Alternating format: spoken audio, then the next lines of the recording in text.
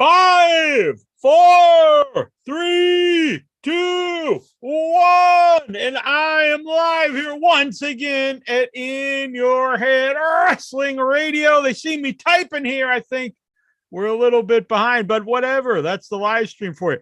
I am the internet icon, the pride of the pilgrims, the most honest man in all of podcasting, handsome Jackie Jones. Yeah! My right-hand man, my audio soulmate, the enforcer of the Headyverse. He's off with Juju B doing some stuff. I don't know what's going on, but I am here. We just talked to Keith Elliott Greenberg, the author of Follow the Buzzards, Pro Wrestling in the Age of COVID-19. So if you were watching this live and you didn't see the previous interview, it's up there right now. It's up there right now on the YouTube. And soon it will be on Spotify. Actually, I think it is actually on Spotify. So if you are subscribed to the podcast, you'll get the podcast edition. And on Spotify, it's video and audio. So that will be completely updated very soon. And do me a favor. I'm not begging for the cashola, but it does cost a lot of money to put all these archives going all the way back to 2005 up for completely free. I don't really want a Patreon or anything like that. I really want people to view and enjoy these interviews and the show itself. But if you would like to help out in paying for all this stuff, you can super chat during these live shows, or you can send me some pesos at there's a link on iWhitewrestling.com how to send PayPal. I need to get with the times and me get the Venmo, or maybe I'll take loose change, rolled quarters. We'll figure it out. But for now, it's the super chat or PayPal. Someone says they sent me Venmo. I've never used Venmo. So apparently I have money sitting around in the Venmo. But we're not here to talk about that bullshit. But go check out that Keith Elliott Greenberg after this show. It's a fantastic interview. I really liked him. And as I mentioned a couple times on the show, not just because he was here, but no, he was a good guy. I think it would be cool to have him on semi-regularly. Be cool for intro to talk with him, but I like him. What I liked about him, he's a really good writer, honestly, and I like someone who's been around for a long time. I'm not calling the man old. I'm saying he's been a long time wrestling fan for decades, multiple decades, back to like Bruno Sammartino days, Pedro Morales, the rise of the Hogan era, Cena, Austin, all this stuff, and he still really likes wrestling today. I like that. Because so many of the older guys really hate wrestling today.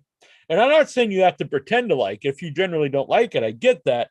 But I would rather if you really dislike anything, not even just wrestling, but I don't know why you follow it. Especially as I get older, it seems like there's a much better things to do with your time than devote it to hours and hours a week on something you despise. Because there has to come a point where you just realize this is not for me anymore. And I'm not going to follow. But Keith Elliott Greenberg really likes modern stuff. I like that. His previous book, Too Sweet, which was the rise of the indie wrestling, which culminated in the AEW becoming a thing, which is a very interesting time period. And it's interesting to think he's writing all that. What if AEW didn't happen? What would have been the end result of the rise of the indie wrestling? But it had a happy ending. Just like this probably started out like, okay, now we're doing the sequel and it's the rise of AEW after the rise of indie wrestling and these guys getting a following. What if AEW didn't make it? It'd be depressing. What do we do? But it starts out and it's like, whoa, shit. Yeah, AEW's taking off, but now there's no fans. What the hell's going on here? And eventually things, got better. And as he talks about in the book, even though he was actually more up on a lot of stuff I didn't really care for, like the Thunderdome and stuff. So he's even more upbeat than me. And look at me, I'm the fucking upbeat man. But I like that he likes all stuff. So he's talking about the rise of Thunderdome, no fans, and then all this stuff. And it's cool. He liked that. A lot of stuff that I wasn't really into, and not just the big promotions. He's a big GCW fan. He follows everything, so I like that. It's a good dude. So check out the book. I really liked it. It's really I guess like a 2-year period, honestly, during COVID. And if you think about it, all that stuff that happened during that period, you had the rise of AEW. You had WrestleMania without a crowd with a ceiling fan. You had the Thunderdome. You had GCW actually becoming like something. I know it's not like the level of AEW and WWE, but it has a buzz. It has an internet following.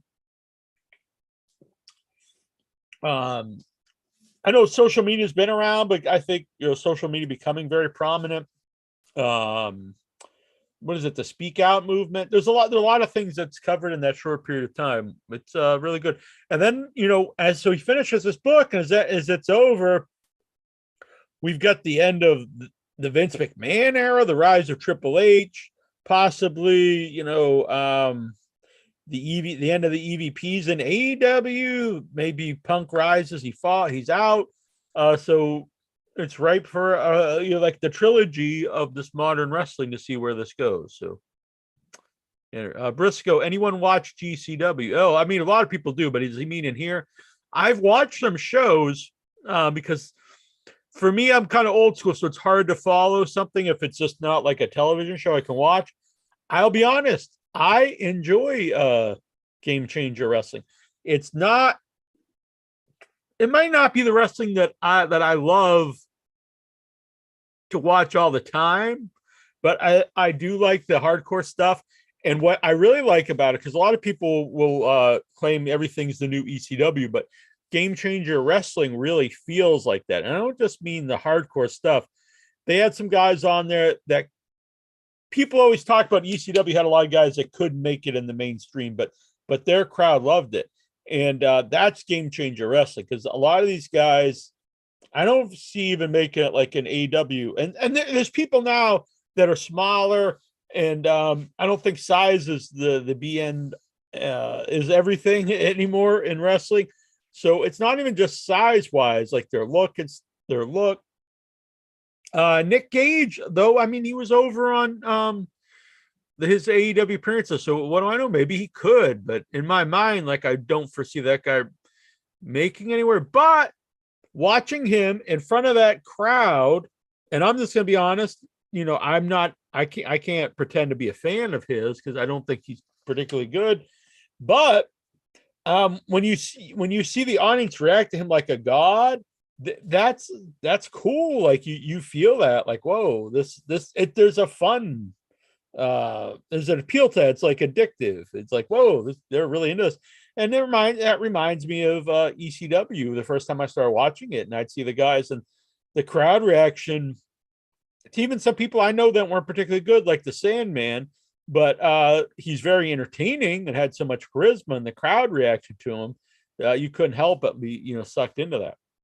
And I think that's something that people overlook whenever they talk about the next ECW.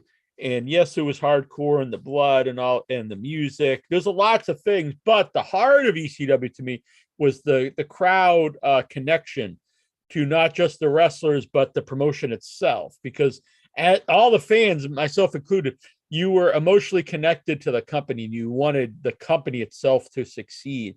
And I think that's why, to this day, whenever an ECW wrestler had ventured out, and he would pop up, even when he's older, and like he's way past his prime, they would get the ECW chance because the ECW fans wanted them to do well.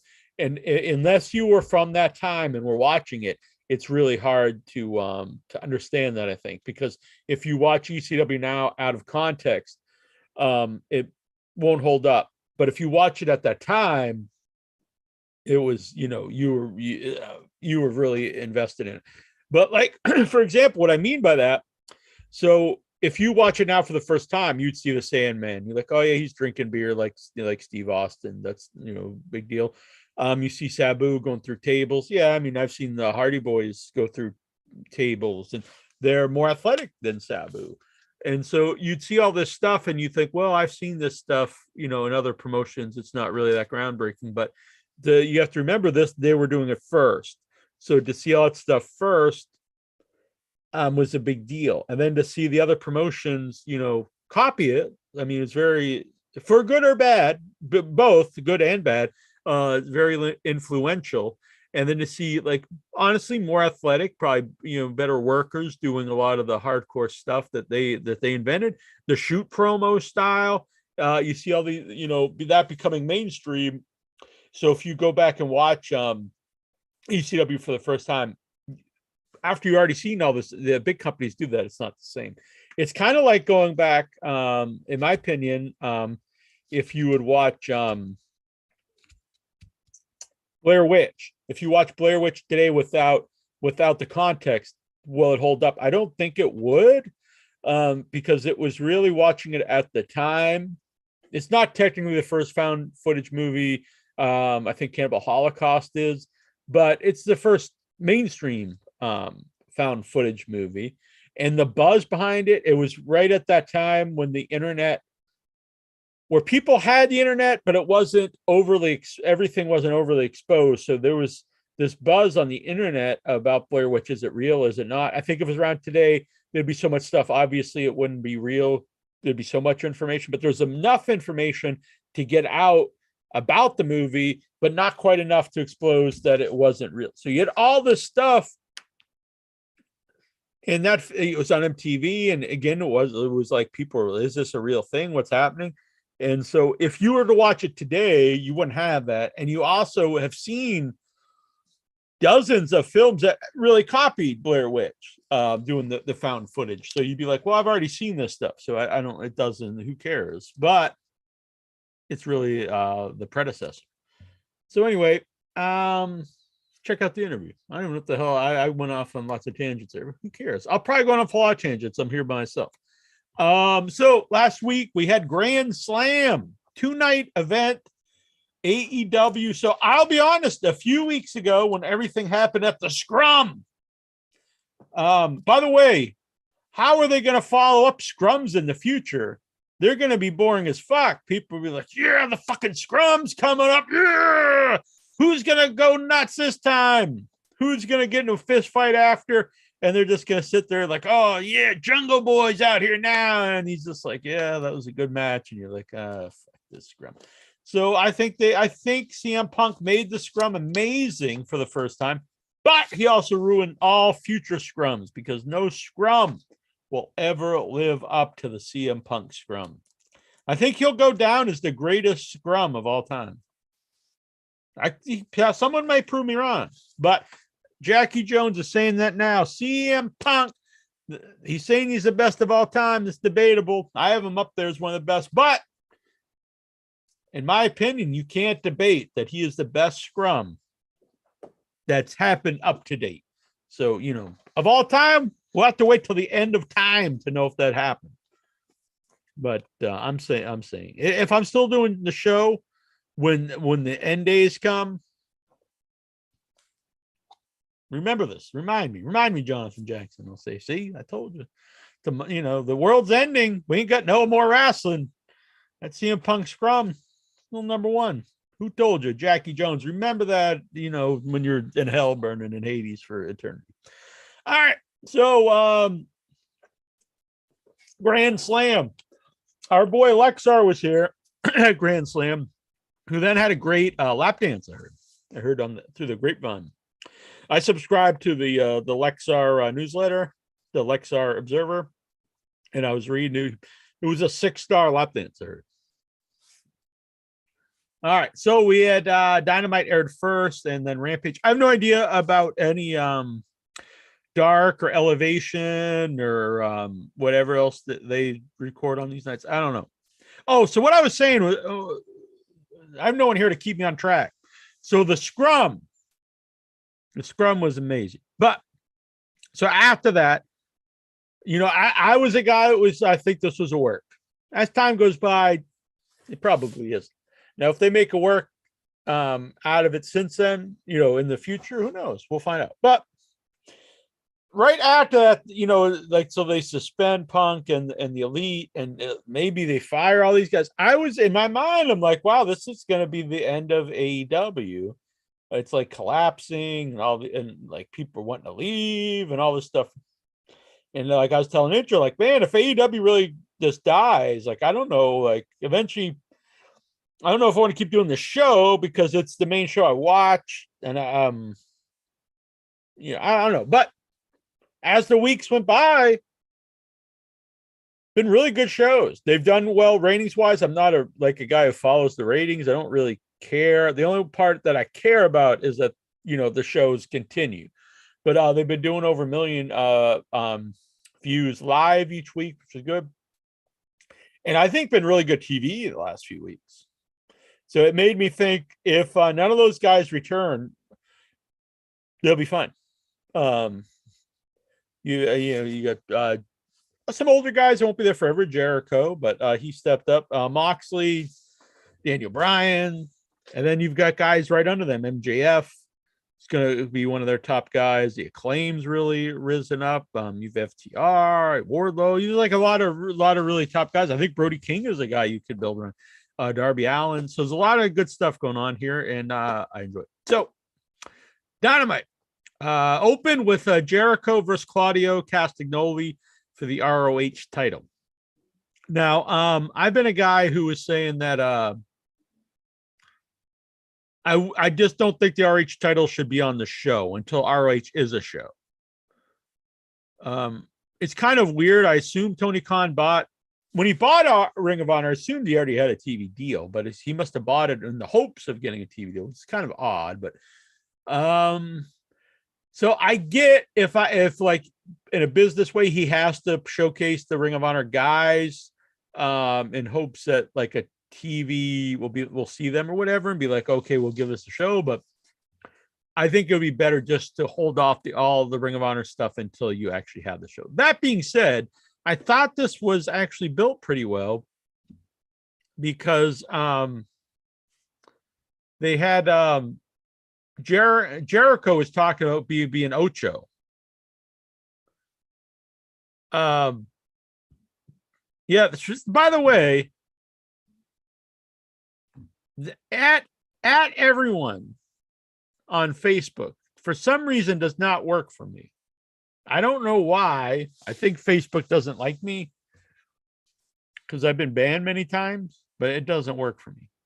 I don't know. So I'm gonna have to get someone to help me with the at everyone. Without your head ending in your head, buddy. So shout out to Clinton, who's been helping with the at everyone. It does not work for me. Oh, so Jericho, he mentioned all the titles he won. I've had people when he did a promo the other week on Rampage, and I had people messaging me. They're like, I can't believe Jericho mentioned WWE on TV, and I hadn't watched it yet. And I was like, oh wow, like I don't really care. And then when I watch it, I was like, well, who cares? He's just naming all the titles he had. It'd be very strange if he named all the titles and he did name WWE and WWF titles. That would be silly. And the company itself is always bringing attention. If you say, Impact exists, New Japan exists, Ring of Honor exists, all these companies exist, but then you act like WWE doesn't exist, that would be idiocy. And I've always, people talk about insulting your intelligence, and I don't know. I mean, wrestling is pretty dumb anyway, but I mean that in a good way. I like wrestling, but I think that's more of an insult to your intelligence when you pretend the other promotions don't exist. So I like to build to this. I thought it made sense because I know some people are like, well, why would Jericho want the Ring of Honor title when he's had all these other belts? Because he went out there and he said, I've had all these other belts. That's the one belt of modern wrestling I have not had. So it made sense to me. I see in the charm someone saying CLaudio got buried. I don't think people understand what buried means anymore because or squashed. They'll say anytime anyone loses, they're buried, they're squashed, and that's not the case. Losing to Chris Jericho is not a burial. I mean, what if you don't like him? Whatever, that's fine. That's your prerogative. But to act like he's like a nobody or something is insane. He's that's why he was the first champion in AEW, because he was their biggest name value. And so CLaudio losing to Jericho is not a burial at all. I mean, it's one of the biggest stars of modern wrestling of all, arguably of all time, I think, by when he retires. You know, would it be cool if CLaudio had a longer title reign? Sure, but there is no RH even show. So I like this. Plus, you already have the built-in feud with Jericho Appreciation Society and Blackpool Combat Club. I was no problem with this at all. I'm a big fan of Jericho, and Jericho winning the title. It's cool by me. And it was an excellent match too. I saw some people didn't think it was good, but I thought it was excellent. I thought this whole, honestly, both nights were great. The Acclaim won the titles.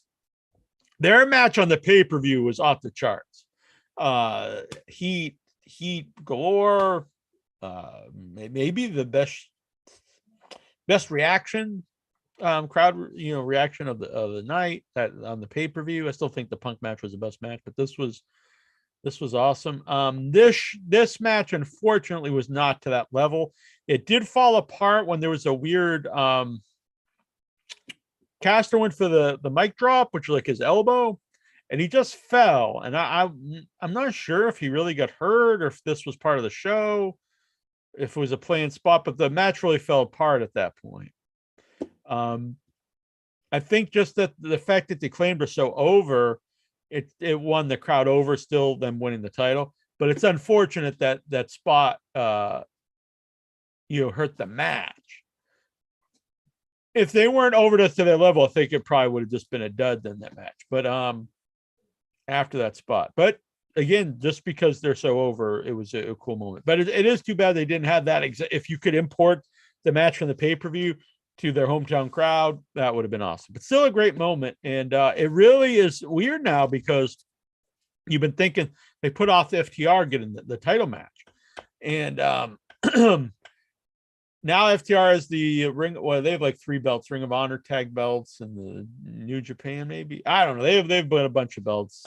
Too many belts in AEW. But now it's like, do you put the belts on FTR now because this team is super over? I don't think you do, but it does give you a huge match because FTR and Acclaimed is going to be a big match. And without the Young Bucks, you're almost thinking like, well, who does FTR now have to face?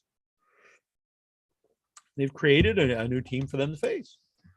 And I don't know who goes over because it's like FTR had all this momentum, but now the Acclaimed has all this momentum. That's what you want. You want two forces, two guys, 2 teams, to whatever that are facing that the crowd does not know who's going to win. There's momentum with both of them. So this is a potentially really big match, and it should be a series of matches because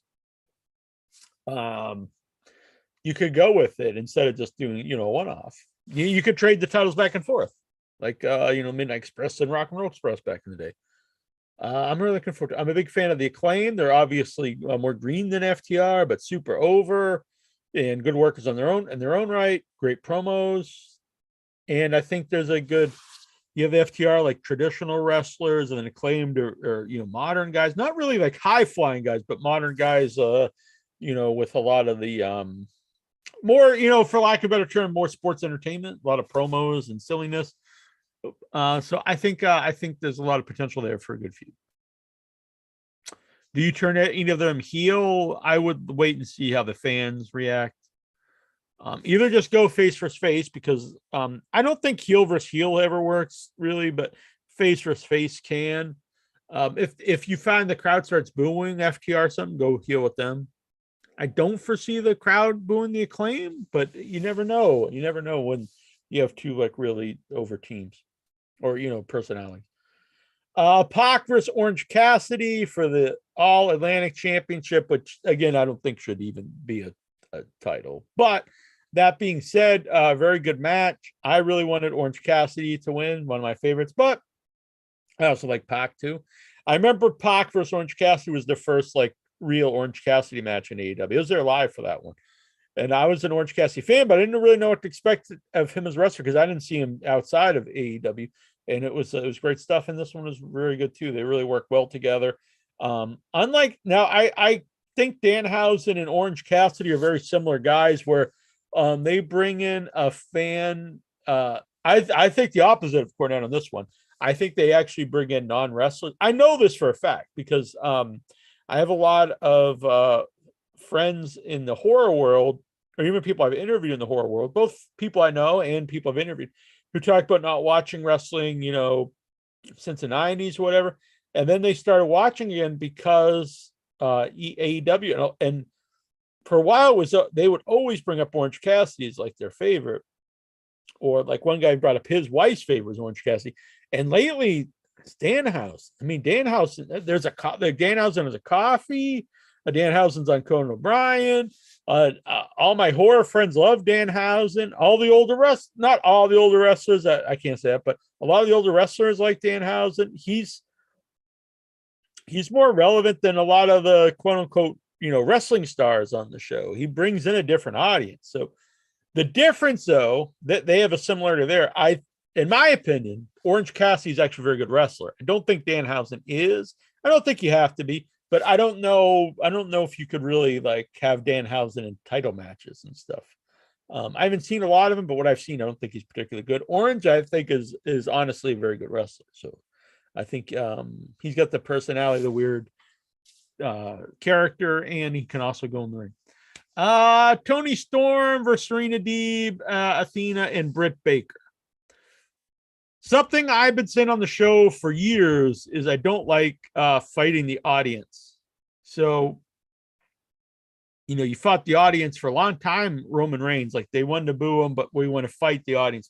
We want to try to make them love the guy. And then they finally turned him heel, and I think it's been one of the probably the highlight of WWE is the Roman Reigns heel run of the last few years. There's other. I think now MJF, you're going to get to the point you're fighting the crowd when they just want to cheer the guy. I think eventually you just have to run with it. Britt Baker's one, like a year ago, was so over and the crowd loved her. Like they wanted to, she could have been one of their top like 3 or 4 stars, not just women, clearly the top woman, but one of the top 3 or 4 stars in the company, one of the most over people. And instead they really just fought the audience and kept her a heel. And I think we've seen that's actually hurt the women's division overall, because you had the woman that the crowd really wanted to cheer.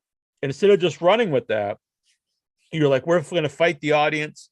She's going to go out there, even though they love her, keep cutting heel promos, trying to get the fans to boo her. And the problem was there was no woman that besides her that they really were behind, not even close to her level. Ruby Soho's was over, but like for some reason they don't push her well at all. They really book her as almost a jobber, almost never wins, not even really in any prominent matches. But all these other ones, I like Toni Storm, I like Athena. None of them are even close to Britt Baker, to the crowd. So instead of having a super star that the crowd loves and you could build the division around, you fought against that. So she would get some boos, and she still gets cheers, but some boos. But then you have no one that the crowd's really behind. They don't really care about them. So I think it's hurt the whole division. So you have a lot of people that just aren't over, and then people don't really care about the matches. I think they waited too long and should have went with Britt as the main baby face, and things would have been different. But you got what you got. Match was fine. I just think the crowd's not into a lot of this stuff. And then Saraya, I believe she's calling herself. She told us how to pronounce on Twitter, but I don't use Twitter. Paige came out. Huge ovation. I'm a big Paige fan, as anyone knows. One of my favorite women of modern day. Well, I think honestly, probably one of my favorite women ever in wrestling. One of the first women in WWE that tried to establish the modern or did establish the modern women's wrestling, where it made me a fan of women's wrestling really for the first time. There's been people I've liked throughout the years. Like I like Medusa, I like Sherry Martel, I like Bull Nakano, but I can never say I was actually a fan of the women's division at any time, because usually it was like based around people like Sable and even Medusa when she was Alundra Blaze. Like it was her and Bull Nakano. That was the whole division. So you had two people. So for the most part, I've never been a fan of women's wrestling. As a whole, like I said, I've like different people. There was a long period in WWE I really just hated it, when it was just like the models and just awful wrestling for the sake of having TNA on there. I didn't like that. So anyway, the last few years, they had Paige, Charlotte, Becky, Bailey, all these people, Sasha Banks, made me a fan of women's wrestling for the first time. So the issue is, she had this what was said was a career-ending neck injury. So can she wrestle? And if she doesn't, what's she going to do? I think she's a great personality and really connects with the fans. So she'd bring people in, whatever they have her do. But it seemed like they're going to have her wrestle, which I'm all for if, she can do it safely.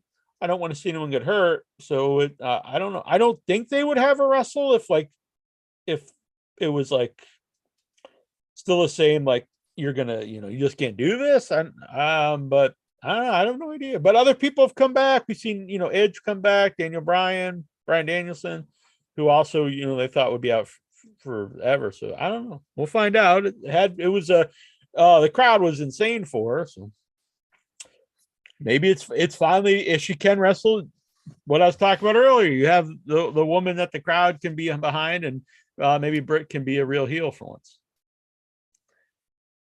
Let's see. What the hell? Everyone's wanting the Raw review. Well, you know what? Fuck it. I can just hang up. You can listen to shit. What do you think about that, bitch? John Moxley versus Brian Danielson for the World Championship. So this was the final of another tournament for the title. We've had, multiple tournaments. It's like the never-ending tournament. But I know this time they were in a bad place, and what are you going to do? But anyway, Moxley versus Brian Danielson. I know a lot of people actually wanted Brian Danielson to go over. I think there was the right guy, Moxley, because at this point, I think you want someone that the crowd sees as like the heart of AEW, and I think he is the heart of AEW right now. Brian Danielson's great, and I would not be against him getting a title reign at some point in time, but I think putting it on him right now wouldn't be the best call, because he was right off of WWE, and you're in a weird time. I know they've really backed off on MJF, talking about like WWE is the main thing, and my buddy Triple H and all that stuff, which I think was smart, because you can't, if you go down that road, you really risk having the fans thinking that WWE is the cool company and your company isn't. And I think that's very detrimental to your company, especially AEW, which the rise of AEW was about, people wanting to get behind AEW. So then if you would switch it and have the cool heel telling everyone like WWE's cooler, that was not smart in my opinion. So they backed away on that. So Moxley, though, is a guy that the crowd loves. Was it 3? I think 3-time champ, but they're saying 4. I don't know what the interdimensional interim champion, whatever. I would never do those. Those suck. But if you are interim champ, you should. So if that's not considered like a title reign when you're the interim champ, like it's just like not in the record books, that kind of blows. So I say, yeah, what the hell, 4-time champ Moxley. I think he even said he was. So that was night 1 of Grand Slam. Rampage, which is normally for me a very missable show. I think I've watched almost all of them. I usually watch them on DVR or on demand, because I'm not home, because I'm a cool cat. I'm out, hanging and banging on Friday nights. But I mean, a lot of people aren't home Friday night. I think it's a terrible time slot, but and also shows really not that interesting usually. This was great. If this show would always be this good, it would be must watch. It still is a bad time slot, but yeah, this was above and beyond a typical Rampage. Sting and Darby Allin versus the House of Black. Anytime I see Sting wrestle, it's so much fun. I really like him and Darby together. I would really like to see Sting get a title reign of some sort before he retires. I don't think you could put the world title on him, but tag belts. But right now, like, it's hard to put tag belts on them with FTR and Acclaim. But I think the trios belt. So these two, and who do you put with them? So I have two options. The one option is a guy who makes his big premiere debut at the end of this surprise, which is Great Muta, which I'm a huge Muta fan. One of my all-time favorites. When we again, kind of like I was talking about earlier, you see moonsaults all the time and all these flips. It doesn't really mean that much, but when Muta did it, it was amazing. This was like, holy shit. That was like when Scott was first doing the Frankenstein. You're like, oh my God, you got to watch this every time he's out there. And Muta doing the moonsault. Amazing. So yeah, this made me very happy. I'm a big fan of Muta. I know he's older, obviously, but so Sting, Darby Allin, and Muta trios, I'm for this. And if you say, okay, you can't have two older guys with Darby getting a trios belt, whatever. Drop the House of Black. So Malachi is, I don't know if he's gone or what. They said there was all stuff saying he's released, but then he did a video saying he's not. He's coming back to AEW when things, I have no idea what's happening there. And then Buddy was saying he left or he's leaving. These guys are more emo than sinister. I don't want to belittle anyone's mental illness or whatever, but I'm kind of sick of hearing from those guys. And I never thought Buddy fit in the group anyway. You can't be called Buddy. Sorry. But I love Brody King, and I think Brody came in with a little bit out of shape because Ring of Honor folded, and he's a bigger guy. But once he got the ring rust off, he's been awesome, and he's one of my favorite guys to watch lately. And I think you could really build around him as your main monster of the company, your main big guy. So you had this feud. If it ends with Brody, like, all right, I'm gonna end up teaming with the guys I've been, because they ended up beating me or whatever. We have mutual respect through our wars. I don't know however you write it. Brody King, Darby Allin, and Sting as a trios. I'm all for it. So this really fun match. Sting takes a crazy bump off the top through tables. Brody's a guy who I assume is actually works with these guys really well and doesn't hurt people, but he does everything looks like he's killing you, which is perfect. He works like a big guy, and he also knows how to sell enough for Darby where he's not, squashing Darby, and puts over his offense. I like that. They work wonderfully together. I wish Darby would be more, prominent on the show too. And the title pictures, big fan of him and Brody King. Good stuff. And Sting breaks the chains, and Muta comes out, sprays the mist. And you can actually see the mist this time, unlike a lot of the guys. Action Bronson and Hook beat the Jericho Society. I'll be honest, I did not expect much from Action Bronson. He looks like injured with a lot of tats. He comes out rapping. I'm not, I know people think I'm the king of hip hop, but I'm not in the game anymore. I was, DJ Curly Bear's not really been, doing a lot. So, these young kids like Action Bronson, I just don't get it. I don't know. Didn't seem good to me, but what do I know? But him and Hook, I'll give him credit. He had a good match, for a relatively untrained guy. I guess Tasman trained him. As I mentioned in this interview, I'm a huge Matt Menard fan. I think this is a future star. Angelo Parker, I like him. Nothing against him. They're a good team. But Matt Menard has the personality to really do something. Even when he's not prominently featured and he's in the background, just his facials, and this guy's Matt Menard. I'm a big fan. So this was a fun match. Wardlow and Samoa Joe defeated Tony Nese and Josh Woods. I wish they would. So Josh Woods came in. I really didn't know anything about him. Like, oh man, another guy. But I think this guy's got a lot of potential. He's got a cool look. He's got charisma. Good wrestler. Probably a lot of people watching like, yeah, obviously dumbass, but I don't know. I mean, I didn't see him before this, so but I like him. Tony Nese I've always liked, but he's clearly missing a lot of personality. So I mean, it's possibly a good team. Tony Nese and Josh Woods. Wardlow and Samoa Joe went over. Looked like Wardlow might have hurt his ankle or his knee, but hopefully he's all right. Smart Mark sucks. I wish they'd get rid of him. Jungle Boy Jack Perry, which I heard seems like they did. I think he did announce he's Jack Perry a few weeks ago, but now like they're saying he's going to. I don't know. It's time. Jungle Boy's kind of goof name, and if you're going to be like a legit like star, I think you need to drop it.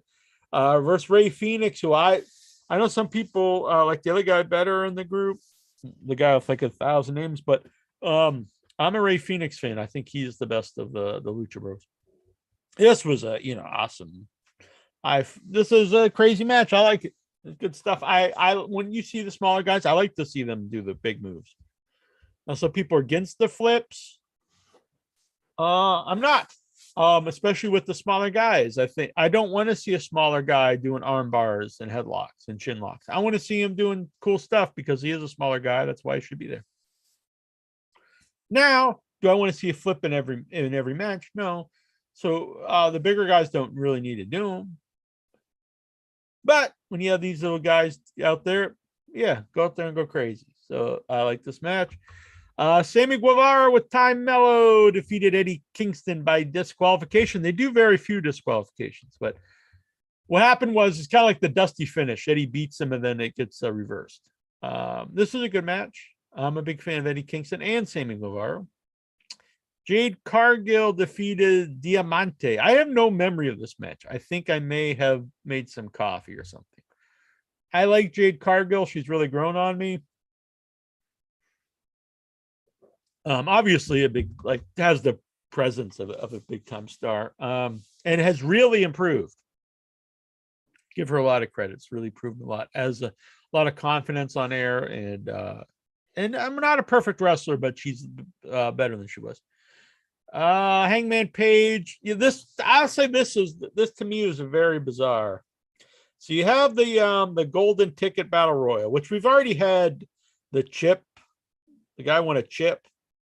So it's like the Money in the Bank kind of. So you have multiple people have these things where you get a title shot. But at least this one was you get a title shot on the. They said win. It wasn't just a future title shot at some point in time, whatever that means. This was you get it on the Tuesday night Dynamite. I think is coming up.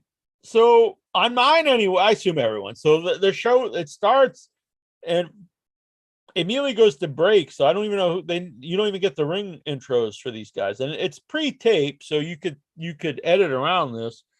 I think you should at least get the intros of everybody so you know who's in it. So he comes back and it's already in progress. You don't really know who's in it. You just gotta guess. I really question the idea of having Hangman Page win this. He's the guy who, was the catalyst of everything that's been happening.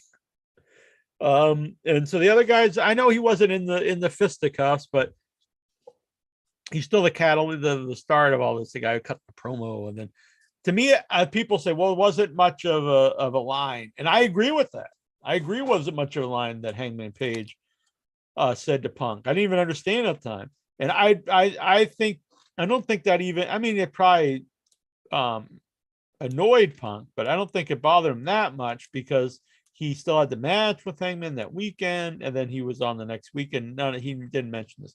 It wasn't until he came back he mentioned this. Now, was that one line just festering his mind? I don't think so. I think what festered in Punk's mind was from that it was fed to Meltzer and all the websites from who knows. I assume friends of Mr. Page here.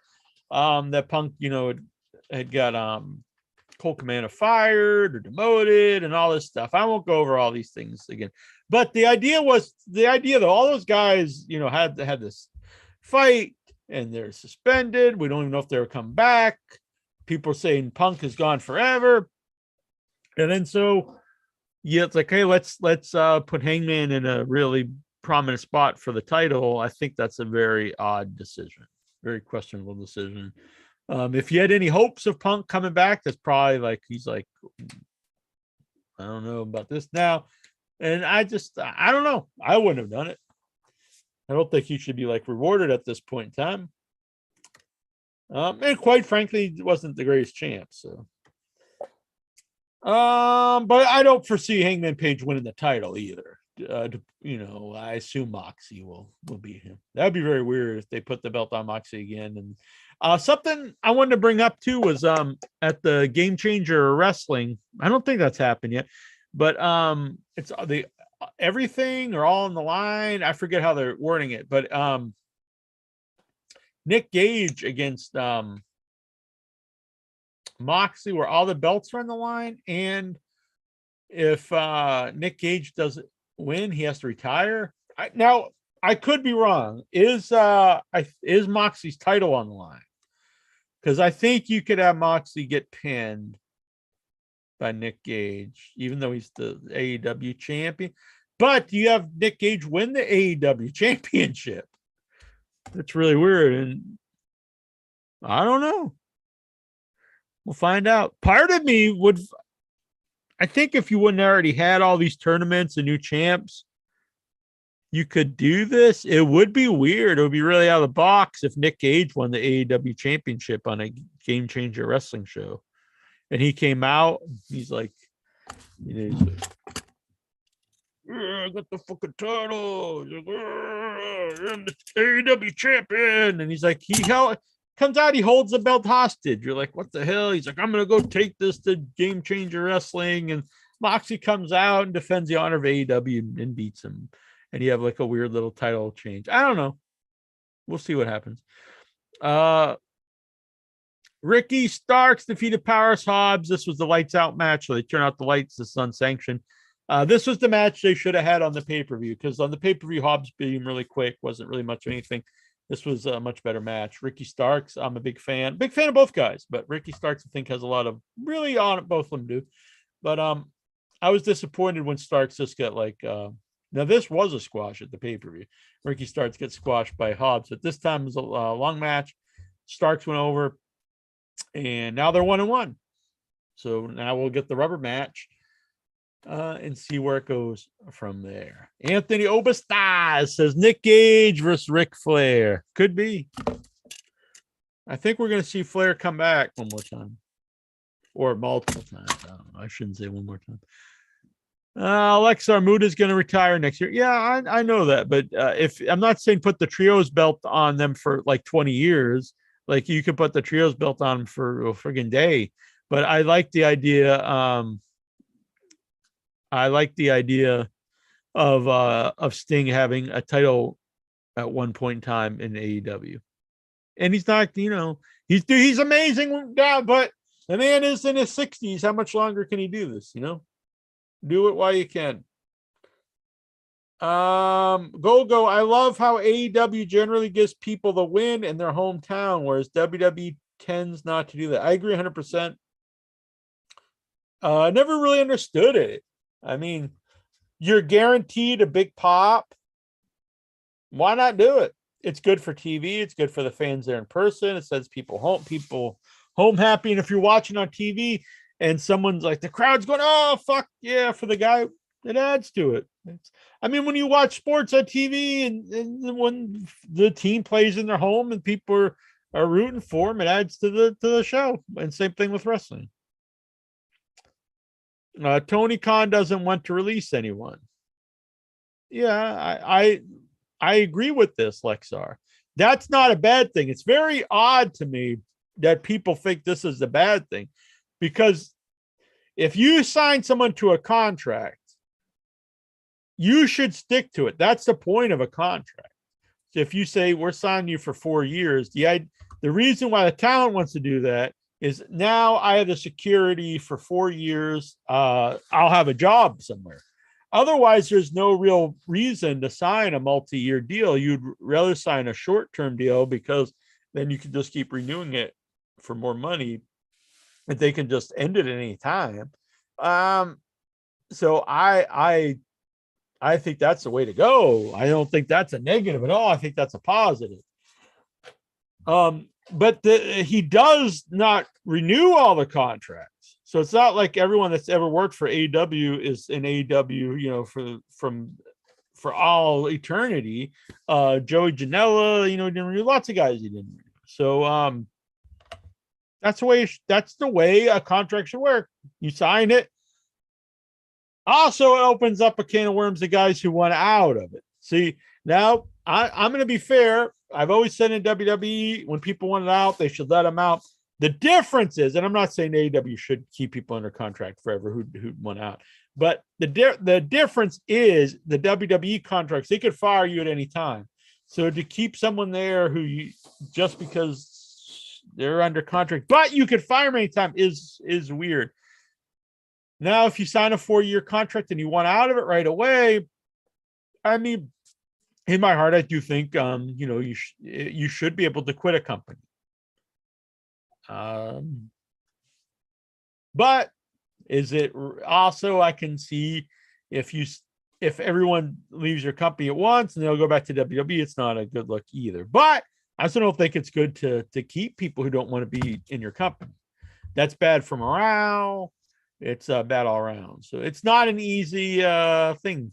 But if you said you got to make a choice one way or the other, I'd say, if people want out, you should let them out. But I stand by not firing someone from their contract. You should honor that contract and keep it until it runs out, and then don't renew it if you don't want to. Oh man. Lexar left the stadium after the Jungle Boy Phoenix match because it was close to midnight and his phone was dying. Now, did you need the phone to get to the hotel or something? I'm not so sure why the phone dying. Like, I assume you needed it like for maps or to get an Uber or something. The GCW held by Moxley is on the line. Oh, I see. Oh, because I heard Meltzer talking about this. So I don't see what the big issue is. I guess just the idea that Moxley losing on a GCW show, why he's AEW champion, but he won't lose the AEW title. I don't think that's a big deal. I know some people like real traditionalists, like you should never have your champion lose on a another show, but I mean, how many people are really gonna know? And it's fine to me. Plus, Moxley did a favor for AEW coming, back. When he had he was going to take 6 weeks vacation, and I know Nick Gage is his boy, so be like, hey, I want to do this favor for this guy. I'd be like, yeah, whatever. And the crowd is really into Nick Gage. Bring him in. Why not have a title match versus Nick Gage on a Dynamite 1 week? I'm fine with it. Like, do I think it's great? No, but the crowd really likes it. Why not? Jonathan Jackson would never use such an inferior pizza cutter. It's very true. Jonathan Jackson, maybe this is Tony Khan's master plan. Get rid of all the guys who aren't homegrown. Well, that's not. I mean, they have a lot of homegrown guys. MJF claimed. Go. I think people should be allowed to leave if they want, but they just shouldn't be allowed to work for any other wrestling company. That's fair too. At least the thing is, though, it's like, should they not be able to make a living? It's a weird thing, the no compete clause. I don't know. Phoning a taxi is a legit reason. Yeah, I agree. Yeah, because I have to phone a taxi. Yep. So Lexar, if you did need the phone to get a ride, that's good. You should really get Uber though. Uber's a lot cheaper than well, I don't know if it is. It used to be much cheaper, but I know I took a taxi not that long ago, and it was basically the same price as Uber because Uber's prices have gone up a lot, and the taxis were kind of forced to go down a little bit because they were competing with Ubers and all the share ride things. All right, yeah, we're gonna take Zoom calls.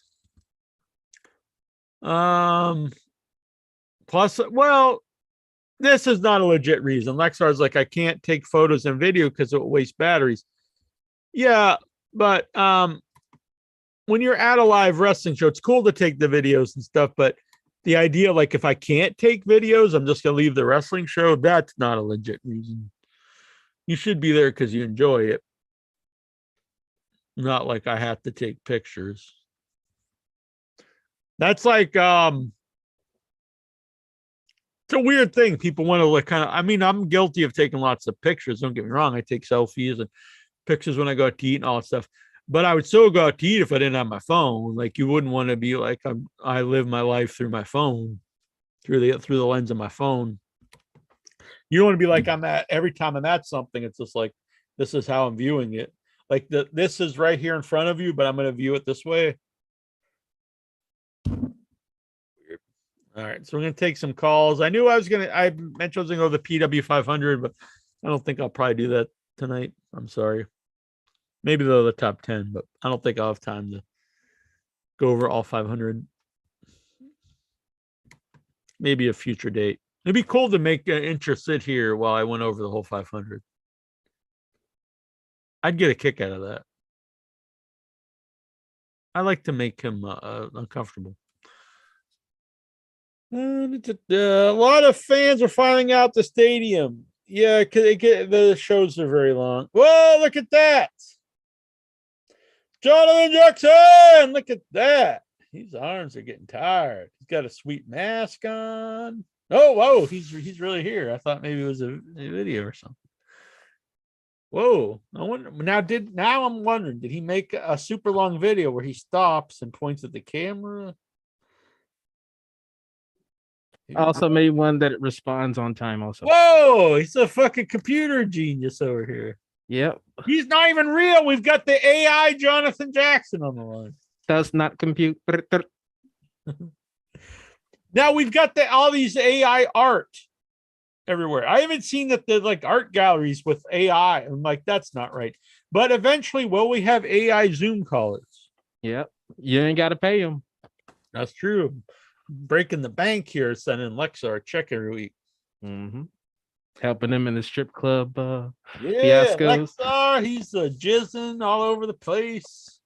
Media scrum everywhere. Yeah. That's what you should start doing.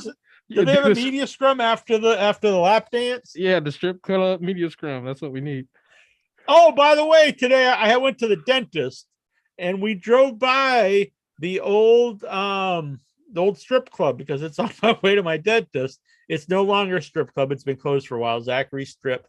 You know what it is now? Media scrum. They've literally cleaned it up. It's a laundromat. Is that sad, Lexar? It is now a giant laundromat. You know, they would have made a lot of money if it was a laundromat and a strip club because you could just take your dirty jeans and put them in the machine. Drop them in there. Yeah. They missed out on a huge opportunity. Yeah, I think it closed during COVID.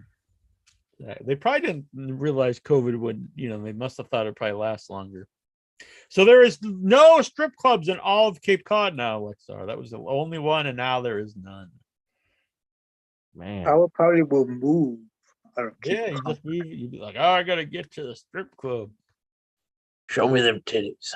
There was a clown strip club last time. Well, not last time. One of the times I was in LA. A clown. What? Yeah, my friend Lawrence wanted to go there, but did Doink come out on the stage? Strippers were dressed as clowns, apparently. They honking their nose and their tits. Yeah. I don't know. I don't know. They have a little lapel pin that squirted water. Would you go to that, Lexar? Yeah, I would like to throw pies at the stripper's ass. Whoa! Oh, oh man! Then You ever had visions of getting a lap dance from like Doink the Clown, Lexar? A female doing the clown, maybe. Mhm. Oh my god. All right, let's go around the horn here. Jonathan Jackson, what is on your mind? Nothing. I ain't Yeah, watched no yeah. wrestling. Yeah. But I like to hear about it from the number one show on the net. This is the reason I still know wrestling exists. It's at IYH. So, I'm just waiting for the as someone poorly put it in the comments, the Raw review. I don't know what the hell that is. Yes, the Fire Raw that report. man. The hell is the Raw review? What the? It's where you review Raw. But I'm here to help y'all talk the wrestling. Wrestling tonight. All right. I'm just checking some stuff here. I hate to be rude, but all right. Checking on the Inchman. No, I think him and they're doing the dirty. All What's right. on Steven's mind? Well, I guess it was a bad week. It was a bad week to be Lacey Evans, and it was a bad week to be Julia Hart. Well, she fell in the back of her head, but what happened to Lacey Von Erich or Lacey Evans? Down Eric. Who knows what happened to Lacey Von Erich? There's a reference. But Lacey Evans, after spending weeks and weeks and weeks on the milk cartons, wondering whatever happened to her, she comes back to WWE on SmackDown, loses to Liv Morgan, and then gets Well, Liv Morgan is the champ, and she she lost, and then not only did she lose, but then Liv Morgan decided to drive her through a table. yeah, drive that bitch through a table. But let's put this in perspective. If she was getting, if she was getting her push because she was having sex with old man Vince, Oh man. is it a bad week now to be her losing to Liv Morgan, or was it a worse time to be her when you had to, blow old man?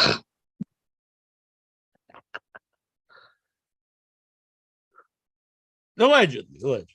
I'm gonna say, and it's probably completely wrong, but I think they're both in the same boat. I'm just gonna put it out. I think Liv is the champ, so I don't really think losing to her is a bad thing. I mean, as far as Vince is concerned, but yeah, I know what you mean. Right. I'm just going over some old things. I just wanted to say Gogo said about MJF being too good a heel to turn him. I don't really like that theory, because I think if the fans want to cheer someone or want to boo them, you've got to go with them. And if the fans are cheering for the heel, are they actually a good heel? I don't know if they are. If your job is to get booed, I don't know if you're doing your job then if you're getting cheered. But anyway, eventually I think you'll have to. Lexar, what is on your mind? Oh, you just reviewed my Dynamite my Dynamite trip, the Grand Slam. Did you have a good time? I had a good time, rough in the beginning because I had to stand in line next to two hoary couples who kept making out and stuff. Yes. Oh boy. But as soon as I got to my seat, they get in line, you wait, and then there's a gate that opens and you have to show your ticket and everything. And that's when they broke up, and I broke up from the. They broke up, so they were all over each other in line, and they're like, "This is over now." That's not what I mean. But I broke up from the pack of the hoary couples, and I got in line. Did you start rubbing your penis on it, Alexa? He started swinging. He's like, "You mother." If they're a couple, are they really whores? Aren't they just like, isn't that what monogamous people should be into? Hell no. Lexar says if you show any PDA, you're a whore. I've been watching Handmaid's Tale. I could see you really fitting in that world. Oh, man. You'd be like rooting for Gilead. I don't know. So did you have a good time? Oh yeah, it After was the a great Orange, time. from Babylon with their separate ways. Yeah. I went to. Yeah, I got a section where like mostly singles are sitting there separate. Yeah. Yeah, Single. fuck yeah, You fuck could this go up and link. ask him, like, are you married? Or No. Was it all guys in black shirts or any women? There was plenty of scissoring going on. You forgot. Whoa! Oh, You forgot to mention the Acclaimed and I guess you're right about the whores, aren't you? Whoa! You forgot to talk about the Swerved and Glory and the Acclaimed. The Acclaimed were way over. I saw like I talked people about the match. scissoring and Yeah. stuff. They Really? started scissor me daddy channel, scissor me daddy, and all that stuff. Yeah, I've been a big fan. Now, Bearded Incher has been just, mind-boggling to me. I remember in the headies, he said they were the most embarrassing, and he was like, he's been saying that they should get a manager to speak for them and then never talk and just stuff that's mind-boggling. And now he's all about them, but he still doesn't think they should like talk. And he's like, they need someone to talk for. And I'm just like, the one thing that they don't need to change is the thing that makes them the most over. That's like that is the thing that they're the best at, is their promos and the rap and now they could get, I think they're good wrestlers, but they could get better in the ring and stuff. But you don't want to change the main thing that makes them over. It's just insane to me. So I see this stuff and I was like, oh, that's why wrestling, the wrestling companies don't listen to the internet. Yeah, that's the specific reason. Yeah, they were like, because Right there. of Bearded Incher. But I still like that guy. He's a good man. Even if he's not coming to my movie. He's like, I'm going to go see Seinfeld. I'm like, you can go see. The guy tells the same joke for like Seinfeld. 45 years. What the fuck? Just go watch a clip on YouTube. He says he doesn't want to be entertained, so he's going to go see Seinfeld. Yeah, who the hell goes to see Seinfeld in 2022? George Guess you're Costanza. like 75 years old. That'd be like going to see Jay Leno or something. Jeez. David Letterman. What the fuck? Well, I would go see David Letterman, but at least he doesn't say the same thing over and over. So what's the deal with I don't know. Yeah, it's like corn pops or whatever. Are they pops or are they corn? I don't know. Corn nuts. Jay Leno is a game show host now. He is? Yeah, he is. He hosts a show called Like Who Wants to Be a Millionaire or something? No. It's You Bet Your Life or something. Really? That's an old show from like the 50s. Who was that asshole? Was that Regis Philbin? He's Reed dead. Philbin's dead. Passed I'll be away. honest, I don't know who this person is, but I got this shirt and I do kind of like it. It's like a skull cupcake. Candace Larae. Yeah, who the heck is that? I don't know, but it's a cool shirt. I like it. Is that the White Rabbit? Could be. I don't honestly have no idea who she is, but it was a cool shirt. I didn't pick it out. It was in my wrestling crate, but I do like it. Oh. You really don't know who she is. Yeah, she's not going to show up in the Raw report at all. Yeah. No, she will. She What? will show up. She Really? will. What? Yeah, she's on I Raw. don't want to steal Steven's thunder. Breaking news. What is this? All right, well, cool. Well, I'm a big fan of you. That's Johnny Gargano's wife. Oh, I thought he. Oh, okay. Gargano. Johnny Wrestling. All right. Well, that's cool. What's on your mind, Mr. Schiavone? I finally sat down and watched the press conference with Roman Reigns and Logan Paul. Oh boy. So, you talk about pushing the people to get a new audience. That's why they're pushing this guy. Yeah, but from what I've seen, I'm not a guy who's following all the ratings, but from what I've seen, it's Oh. not been a success at all. He hasn't like I think the ratings have gone down, and his segments haven't brought in anybody. All I know is I was sitting in front of the TV with my wife watching a movie, and I get a text from my son, who's a very casual fan at best. He's asked me, what time does SmackDown and what channel does it come on? I sat there and I told him, I said, what's the big deal? He said, oh, Logan Paul's going to be on there tonight. Man, Okay. I mean that's how Lexar is. But the thing is, Lexar watches every week, regardless. I guess Yeah. does not interest me. I'll say that. Yeah, But and they did I say, heard the melts, saying that that it hasn't been a rating success.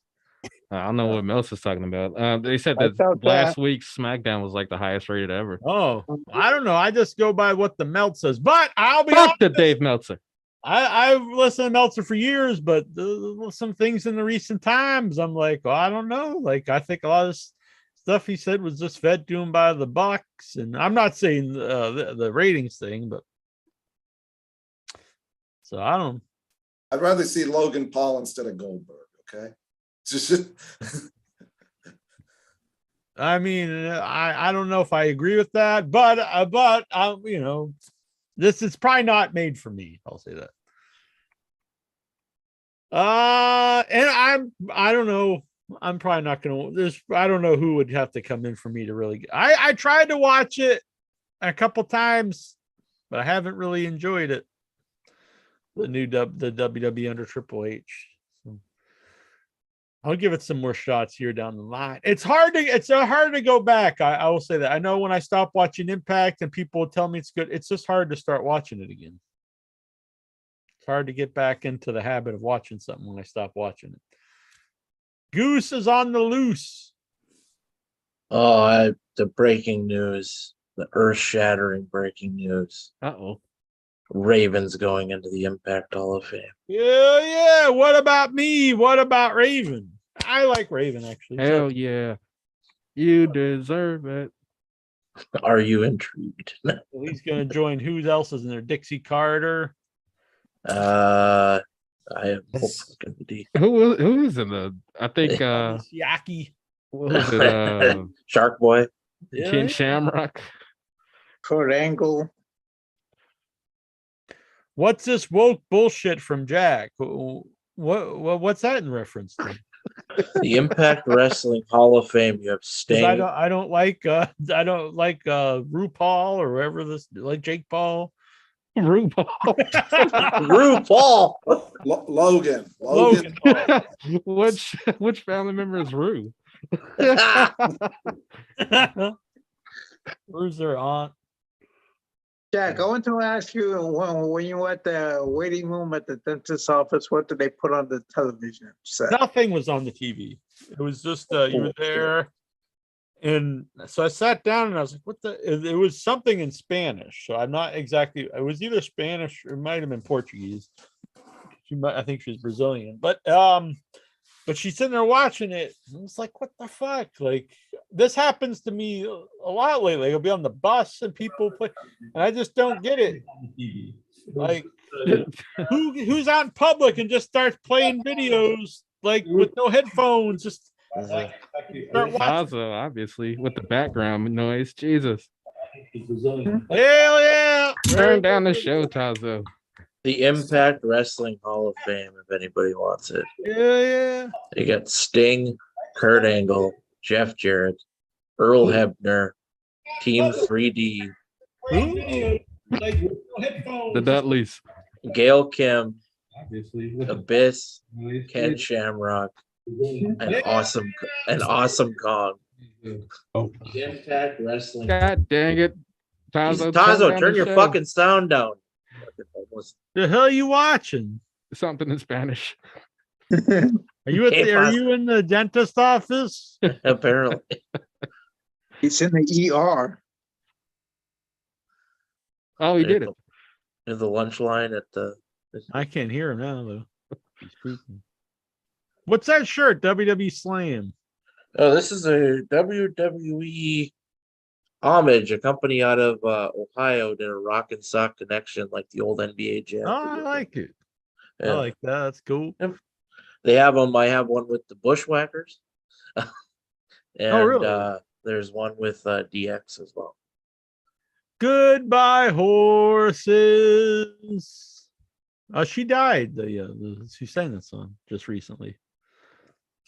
Why are you pretending you don't know who Candace Larae is? What's that all about?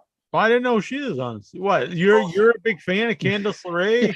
No, I'm not. But why are you pretending you don't know who she is? What's up with that? That's a red flag, man. The minute I heard that, I knew that something was up. Something's seriously up right now. The hell? Do you think this is some QAnon conspiracy or something?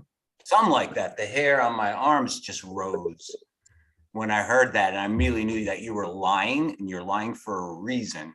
And I want to know why. No, I mean, it's not a big deal to me. If I knew who she was, I would say. I think he knows she's a reptilian. No, I think that she's popular, and Jack wants to pretend that he's cool or something. Was the first thought I had in my head, and that's really lame because she's just some dumb chick with pink hair, and she's married to Gargano. So who gives a shit who she is, whether she's anything at all? I barely know Johnny Gargano. You barely know Johnny Gargano. But you got his figure in the back. I haven't watched WWE shows in years. Why the F are you then talking about professional wrestling if you don't know who Johnny Gargano is? I know who he is. I clearly know who he is. I love Johnny Gargano cheese. So there's some kind of twisted, like, culture weird thing where you pretending to be cool because you don't know who's in any. Well, I mean, I was in chess club. I played Dungeons and Dragons throughout my adolescence. That guy's cool. A basket case and the stuff. So I was clearly always, very worried about trying to be very cool. You look like a female dwarf. You Whoa. Now, why? Tell me the truth. What the fuck is going on? Do you have I don't know who Candace LeRae is. Man, you're not that cool. I don't know. You have like a heart on or something? Why am I? I don't have a heart on. I don't know what the hell's going on. Whoa. I think there's something going on here. This is the mind of a conspiracy theorist. This is really ruined. I think you're compromised in some way. You were smoking the glass pipe and stuff, and I think that was bad. But I honestly think the conspiracy, going in the conspiracy realms, is like it rotted your mind. Well, what you're doing is you're kind of pretending like someone will be like, hey, I just watched, Price is Right, and you'll be jumping in like, oh my God, that's all about, child trafficking. Correct. Like they're being trafficked inside the furniture, right? Right. Through the Kerplunk game. Plunkio. Yeah, and then their names are posted under each furniture. It has like a specific name, and the name of the furniture correlates to a kid that's missing. This is an IKEA. Come on now. But anyway, seriously, though, why are you pretending you don't know who I mean, if I knew, there'd be no reason. Oh my God! And you don't know who? All right, so let's say I know who Johnny Gargano is. I said I barely know who he is. That can't be possible. She's been wrestling I don't know who how long now? I would not be able to tell you what she looks like, or someone showed me a bunch of pictures. I wouldn't be able to pick her out. This is what like lefties do. Liberals do. They like the Hunter Biden laptop, for example. You keep talking about some sort of glass pipe I'm smoking, like I smoke crack. Meanwhile, like that guy smokes crack. The president. Now that was a big leap. I'm telling my friends, this guy smokes crack. You can see it, and they're telling me I'm crazy, and I don't know what I'm talking about. So literally, this guy's been wrestling, I believe it's 12 years for him. No. I know who Johnny Gargano is. I said I barely know who he is because I don't watch WWE in years. I know who he is, but you were saying she's the wife of Johnny Gargano. I'm like, well, I barely know who he is. Why would I know who his wife is? Goosey is rubbing his nipples. I don't know why.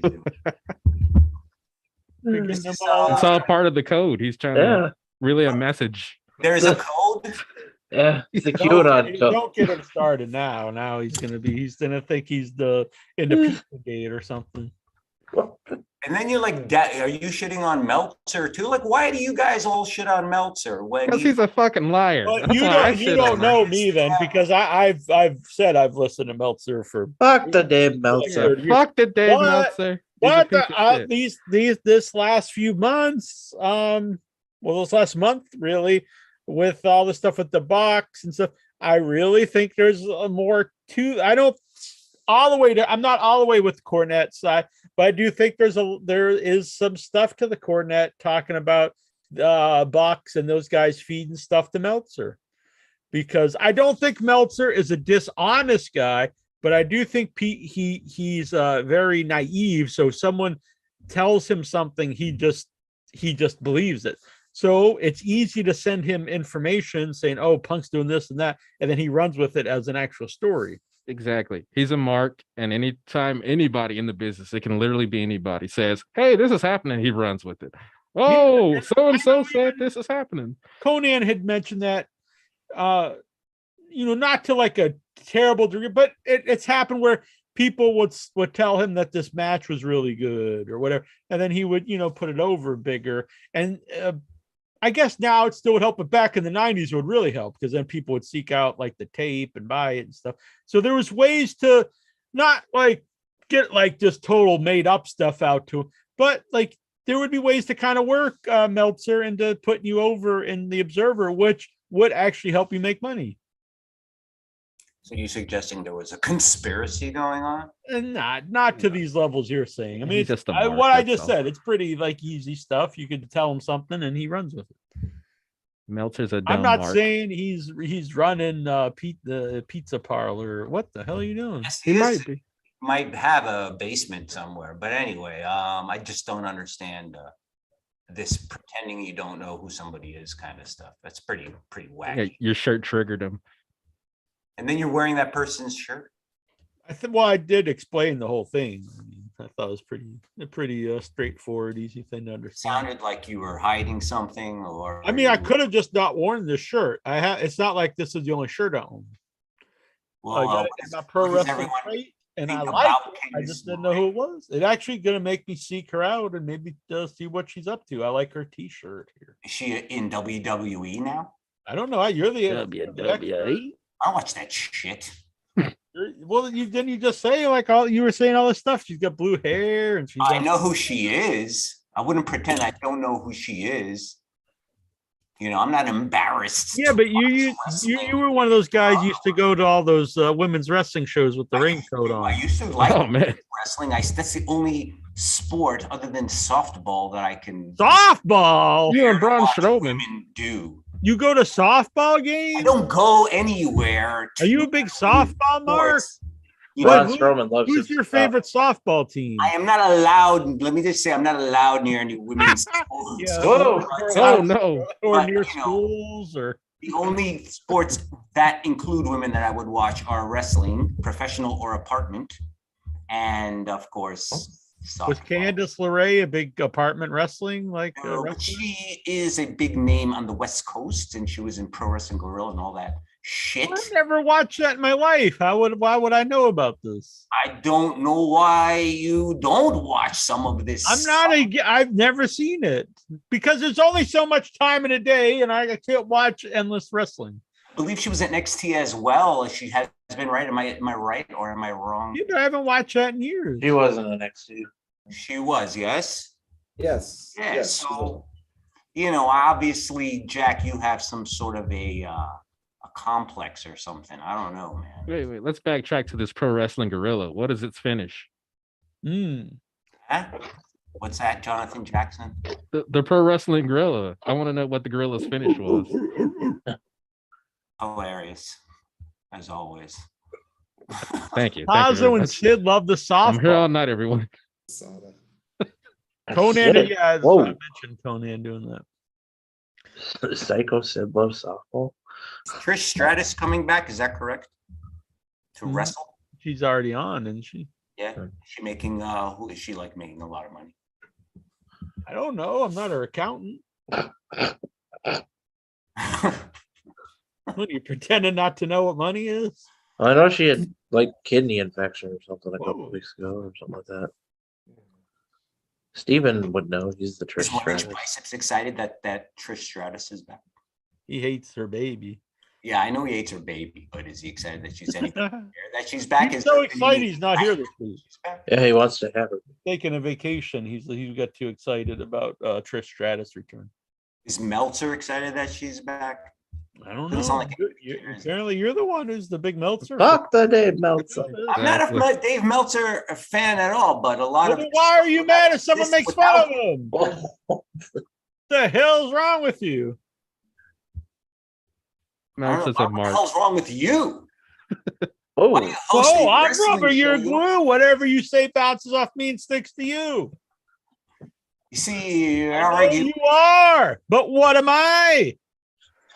Boom. Rock'em Sock'em Robots over here. So what's going on with this? Is CM Punk fired? What's going on? I'm a wrestling fan, as you know, but I'm not really staying. I was staying in touch with this shit, but so has You're all Vince over been the place. arrested yet? Has he been put in jail? No. He's on the run. He's a Nothing there, fugitive right? of the law. He's just The gonna only do- thing that's come out with Punk is that there was a picture of him the other day, and he had Yeah, and he was with Left. a man or something. his left arm was in a complete one of those. Yeah. God, what the hell they call it? I'd like or to see him whatever. back. They'll be fine, I think, without him. But I'm a Punk fan. I would like to see him back. How's Hunter You doing? kind of look like Keith Elliott. Hunter Biden. So if you would grow your mustache and beard out, What's that again? I say you kind of look like Keith Elliott Greenberg if you grow your mustache and beard real I long. don't know who the fuck Keith Elliott Greenberg What is. the hell? Why are you pretending? This guy's trying not to. He's trying to look like he's cool. Who the hell is that? I mean, who is that? Who is that?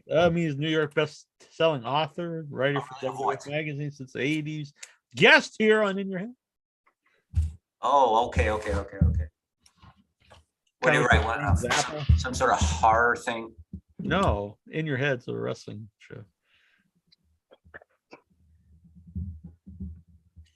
I don't think the What else? WWF magazine is a horror. It's not Fangoria. Well, sometimes I mean the Katie Vick thing could be described as Yeah, Russo did write for it. So the horrors. No. I talked to Mr. Greenberg about Russo in the interviews. Check it out. What's this wow shit I keep seeing while I'm watching? my Ow! YouTube What? videos? Yeah, what is women this are wrestling. wow? Yeah, it's all purple. A lot of That's- purple. AJ Lee produces that shit. I think. Yeah, you would like it, Tazo. I don't want to, mention this. I don't want Tazo to lose his mind, but I've never watched WoW. What? Wow. Fuck the Alright. wow. I mean, this is, in your head pro wrestling. I assumed you guys knew what WoW was and that it was. I used to read the WoW magazine. I was actually in Yeah. WoW magazine. I had a ShamWow once.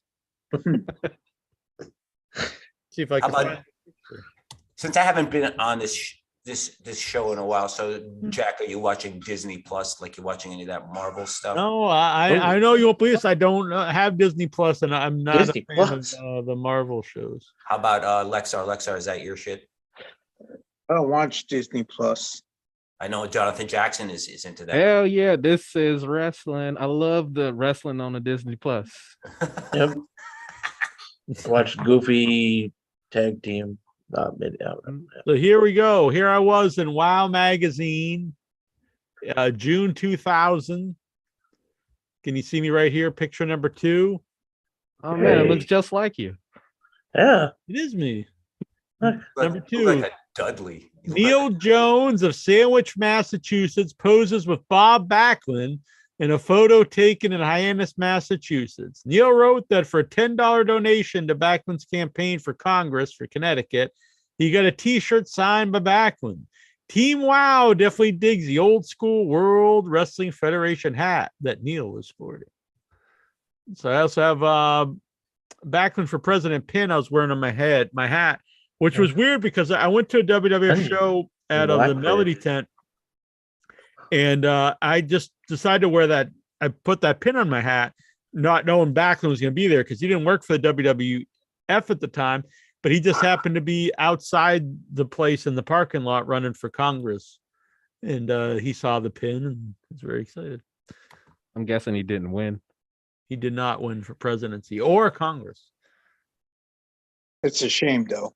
Yeah, I still have that shirt upstairs. I should well, You you know, should it wear probably that fits one. me now. It didn't fit me then because it was like a large, but it would fit me now. You But should wear that. I'll bring it down. I probably don't want to get it sweaty. I was just keeping it. I have like a plastic bag upstairs. You should have worn that. Shouldn't have said that Candace LeRae, so you don't have to confuse with Tazo. No, Taz was pissed. He'd be like, "Why are you pretending to know who Bob Backlund is?" I just thought you looked like one of the Dudley boys. Why you pretend to be a wrestler? I wasn't sure which Dudley boy you looked like. Though. Dances with Dudley. Yeah. What would you be? Sign guy. Dudley. I'd Feta be cheese, Dudley. molested by Dudley. Oh man. Whoa, Whoa. Black Star Dudley. that's very sad, Towson. Is there anything you want to talk to us about, like your childhood? Yeah. Very traumatic. Did Daddy touch you in the dog? No, nothing. Did Like that, but wrestling touch you? I have not been clicking on these links about who's been fired and who's been hired. You know, What are you some talking Good about? for you. YouTube shit. I mean, some Scottish dude. It's like, oh, good day, everyone. And let's talk about why CM Punk's been fired by AEW Wrestling. And I'm like, I don't want to click on this anymore. I've listened Is so that much. Wang? Who's fired and who's hired, Jack? Just let us all know. Let me know. What in the world are you talking about? AEW, jackass. What the fuck is happening? Jack pissed me off with that shit before, so I'm not going to really be very nice tonight. And this guy, whatever. You have a guy there? Yeah, there's a guy here. Is he tied up? Is he gagged? Or Yeah, he's Whoa. tied up and knocked out? gave him some soup. Or he's, well, Ooh. he's just walking away or something. Whatever. Was there GHB in the soup? Sorry, man. I broke up our base. We were playing baseball. I was losing, so You're just playing 2-man baseball? yeah. No, on a video game thing, and then you did this whole bullshit with the Candace Larae thing, and I was like, "What the fuck is going on?" That set you off. So you're playing like computer baseball with your buddy. Yeah, Can you believe this guy's pretending not to know who the last Fucking Candace LeRae. because you just all these red flags went up when you did this. Like I was. You've got like, so you're in this mindset where anything is just a red flag to you at this point. You're saying I'm compromised. My mind is compromised by conspiracy theory. You're the Manchurian candidate. Well, I think Jack is basically compromised. I'm just not sure where and how at this point. But I'm gonna find out basically. And it all starts with Candace Larae. Mm-hmm. Well, I was down at with my brothers at the Freemasons earlier. Oh yeah, that's right. That's kind of where it probably does begin. I saw that they were advertising for people to join the Freemasons at freemasonry.com. Yeah, I mean, there's one in town here. I belong to. Oh, in town. Yeah. That's just a coincidence, right? Yeah, I mean, it's literally, less than a mile from my house. That's pretty cool. Do they teach you how to do stonework? They do not, but that would be cool. Yeah, they're good guys. Get together at least once a month, talk about stuff. You guys Secret handshakes. Yeah, secret handshake, secret ring. I have my secret ring upstairs. sacrifice goats. One guy's wearing a bunny suit, the other guy's wearing a bear suit. Is that the white rabbit? Sacrificing Bake sale. effigies to Moloch, these giant statues. Yeah, we got the big owl out in Right. take our pilgrimage out to California. Yeah, what have you done with all this power that you've attained as a Mason, Jack? What the hell have you done with your life then? So I just was in LA. I mean, I was just in England with my movie premiere. And the Queen when she was alive. Yeah, then I came back and the Queen, died, it's like a couple hours after I left. So. It's about time you paid some reparations for all this success. In due I time. think. I paid with my soul. All right. So I don't know. Yeah, you're just being gay about that Candace Larae. That's all I was saying. So it wouldn't be I don't understand. I don't understand why it's so important to you. He's a big fan, that's all. She isn't she's a very a decent wrestler. I think she's pretty cool, but that's really not it. I mean, she might be. I'm not against her. I just don't know who she is.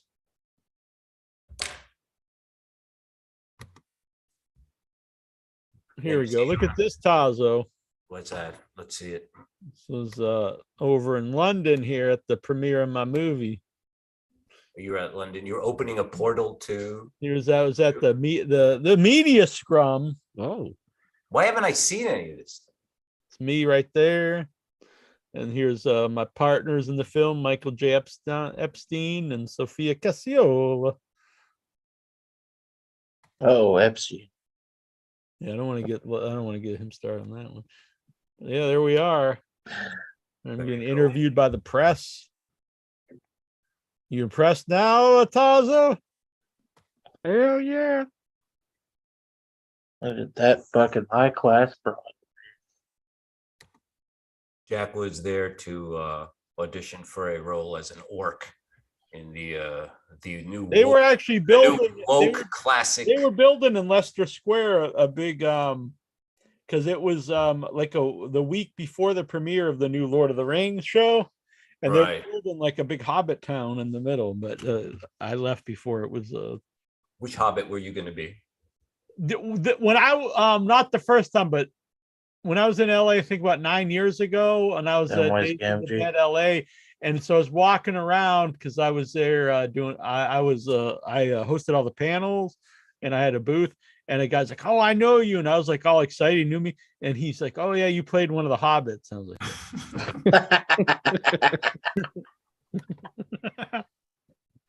I think it was pretty funny. Tazo's taking interest role tonight of getting pissed at Jack. Yeah, I don't know why Tazo's so aggravated. Just because you interrupted him and his buddy playing stickball. Yeah. Yeah. Do you really have a friend there, Tazo, or is he just someone in your mind? No. There's someone here, yes. But they're gone now. They went away. They went to their room. They floated away. Does he live there? Yeah. It's my roommate, man. It's my roommate. Oh, really? That's the guy who we broke into the house What's his and name? It doesn't. I don't want to say what his name. Tazo Jr. Tazo It's Jr. your son. Come on, admit it. He's come home from Crete. Osat. Crete for a while. He was lost in the labyrinth of the Minotaur, and he's found his way out. It's Robbie Scar, isn't it? I dropped him off. Dobbs Dean by I could see you and Robbie being roommates. Robbie? Who the hell's Robbie? Robbie, oh come on! Now who's trying to be cool? Trying to be woke. What's wrong with it? Who the hell is Robbie? Robbie Scar. I fucking know who you know. Oh, Robbie Scar. Yeah, no, I can't see that happening. That would be pretty cool. So now you're making like the new Odd Couple. Yeah. Oh my gosh. All right. That's not spaghetti. That's linguine. That's a line from the Odd Couple. All right. Now it's garbage. Nobody. All right. Steven, we got the Raw report from the old movie. Raw report time. Oh, okay. Let's do the Raw report. See, though, he made linguine, and he's like, "That's not." And the guy's like, "Hey, let's have some spaghetti." He's like, "That's not spaghetti. That's linguine." And he throws it against the wall, and he's like, "Now it's garbage." And then they start making out. Yeah. You're forgetting the Raw report sounder. Oh yeah, I do not have it ready. Oh, that's okay. Can we skip this week? I'll have it ready for next week. I promise. I need to upload it to. I'm gonna upload it to YouTube, so I don't have to always check Jonathan Jackson's messages and scroll around. There you go. So this week's Raw report comes to you from Edmonton, Alberta, Canada. And we begin Monday Night Raw with Bianca Belair. I didn't like this. Whenever Bianca Belair talks, cuts promos, she's out with Alexa Bliss and Asuka, and I think this is their only appearance on the show. Alexa Bliss and Asuka is just standing beside Bianca Belair. I think later in the match they were at ringside, but Bianca starts cutting. Even though she's a baby face, she still cuts these heel promos. And then Bailey Damage Control comes out, and Bianca Belair and Bailey start chatting back and forth. And it really did sound like Bianca Belair was cutting the heel promo and Bailey was cutting the babyface promo, but that was just my opinion. Bianca Belair never comes off as a baby face to me. No. She always comes off very unlikable. She's very egotistical. What's your problem? She's the boss. And she's the best. Yeah, it's just She's the it's always EST. like on the EST. That whole stuff never made. I never got it. I always thought EST meant established. So I never get it. But she's the best, the biggest, the greatest, strongest, the Tazoist, The wokest. the locust. The locust. The Locust. Anyway, let's get these women out of the ring and let's get to some wrestling. Whoa. Bianca Belair What? then Misogynist takes on Io Sky, and they have a good match. These two really, once they stop talking and start wrestling, these two had another really good match. And the champion Bianca Belair wins. And with the best move.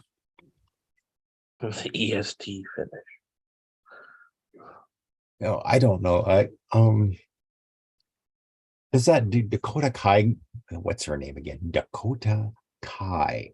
Does this girl ever wrestle, or is she just injured or what? But I'm wondering why Io Sky does most of the work. Dakota Kai did wrestle. I thought she had a match on SmackDown with Lacey Evans or something. Oh, well, to be quite honest, I fell asleep watching SmackDown. What? Watching SmackDown. Oh my God. I generic can't believe it. I thought you were like the Raw fanatic. He said it was SmackDown. He could SmackDown. Oh, SmackDown. Were you listening to the dude's story? Wait, don't set Tazo off I was again. riveted. Generic interview guy Kevin Patrick is backstage with Rey Mysterio. Nothing personal, Steven, but someone's trying to video call me on Facebook, and I won't name the name because I like them, but I can't take a video call on Facebook while the show is live. Use some sense. Tell Swax to just Zoom in. Yeah, Zoom. I said I like this person. Go on, Steve. Generic interview guy Kevin Patrick is backstage with Rey Mysterio, and Rey cuts another one of those heartfelt promos saying, "Oh, that wasn't my son." The guy who's Dominic Mysterio. Now another one of those heartbroken father saying that his son is being manipulated by Rhea Ripley. Anyway, he announces he's going to have a match with Seth Rollins tonight. Remember when Seth Rollins apparently poked Ray's eye out? Well, yeah. Yeah. Now they're close buddies, and he stays at his house all the time. Yeah, weird. Kind of whacked. I'd do that though. I remember I poked Incher's eye out, but we still remain friends. Oh, and immediately after this, we got the introduction of Mike the Miz Mizannon's Miz Force. Miz Force, what the hell? So that's why, well, you can ask the question later. But anyway, Miz now has his Miz Force, and their job, they've only have one job, and that's to protect him. You kind of get an idea where that's going as the night rolled on. Who's on the Miz Force? He was promising all kinds of things if they kept him safe, like Candace gift Larae. cards. Who's Who's the Miz Force? Is it people you know? Or was it just like random people? Actually, probably local indie wrestlers from the Alberta area. Next up, we get before the next match, Seth Rollins makes his way to the ring. And even the Edmonton crowd is cheering and singing his theme music as well.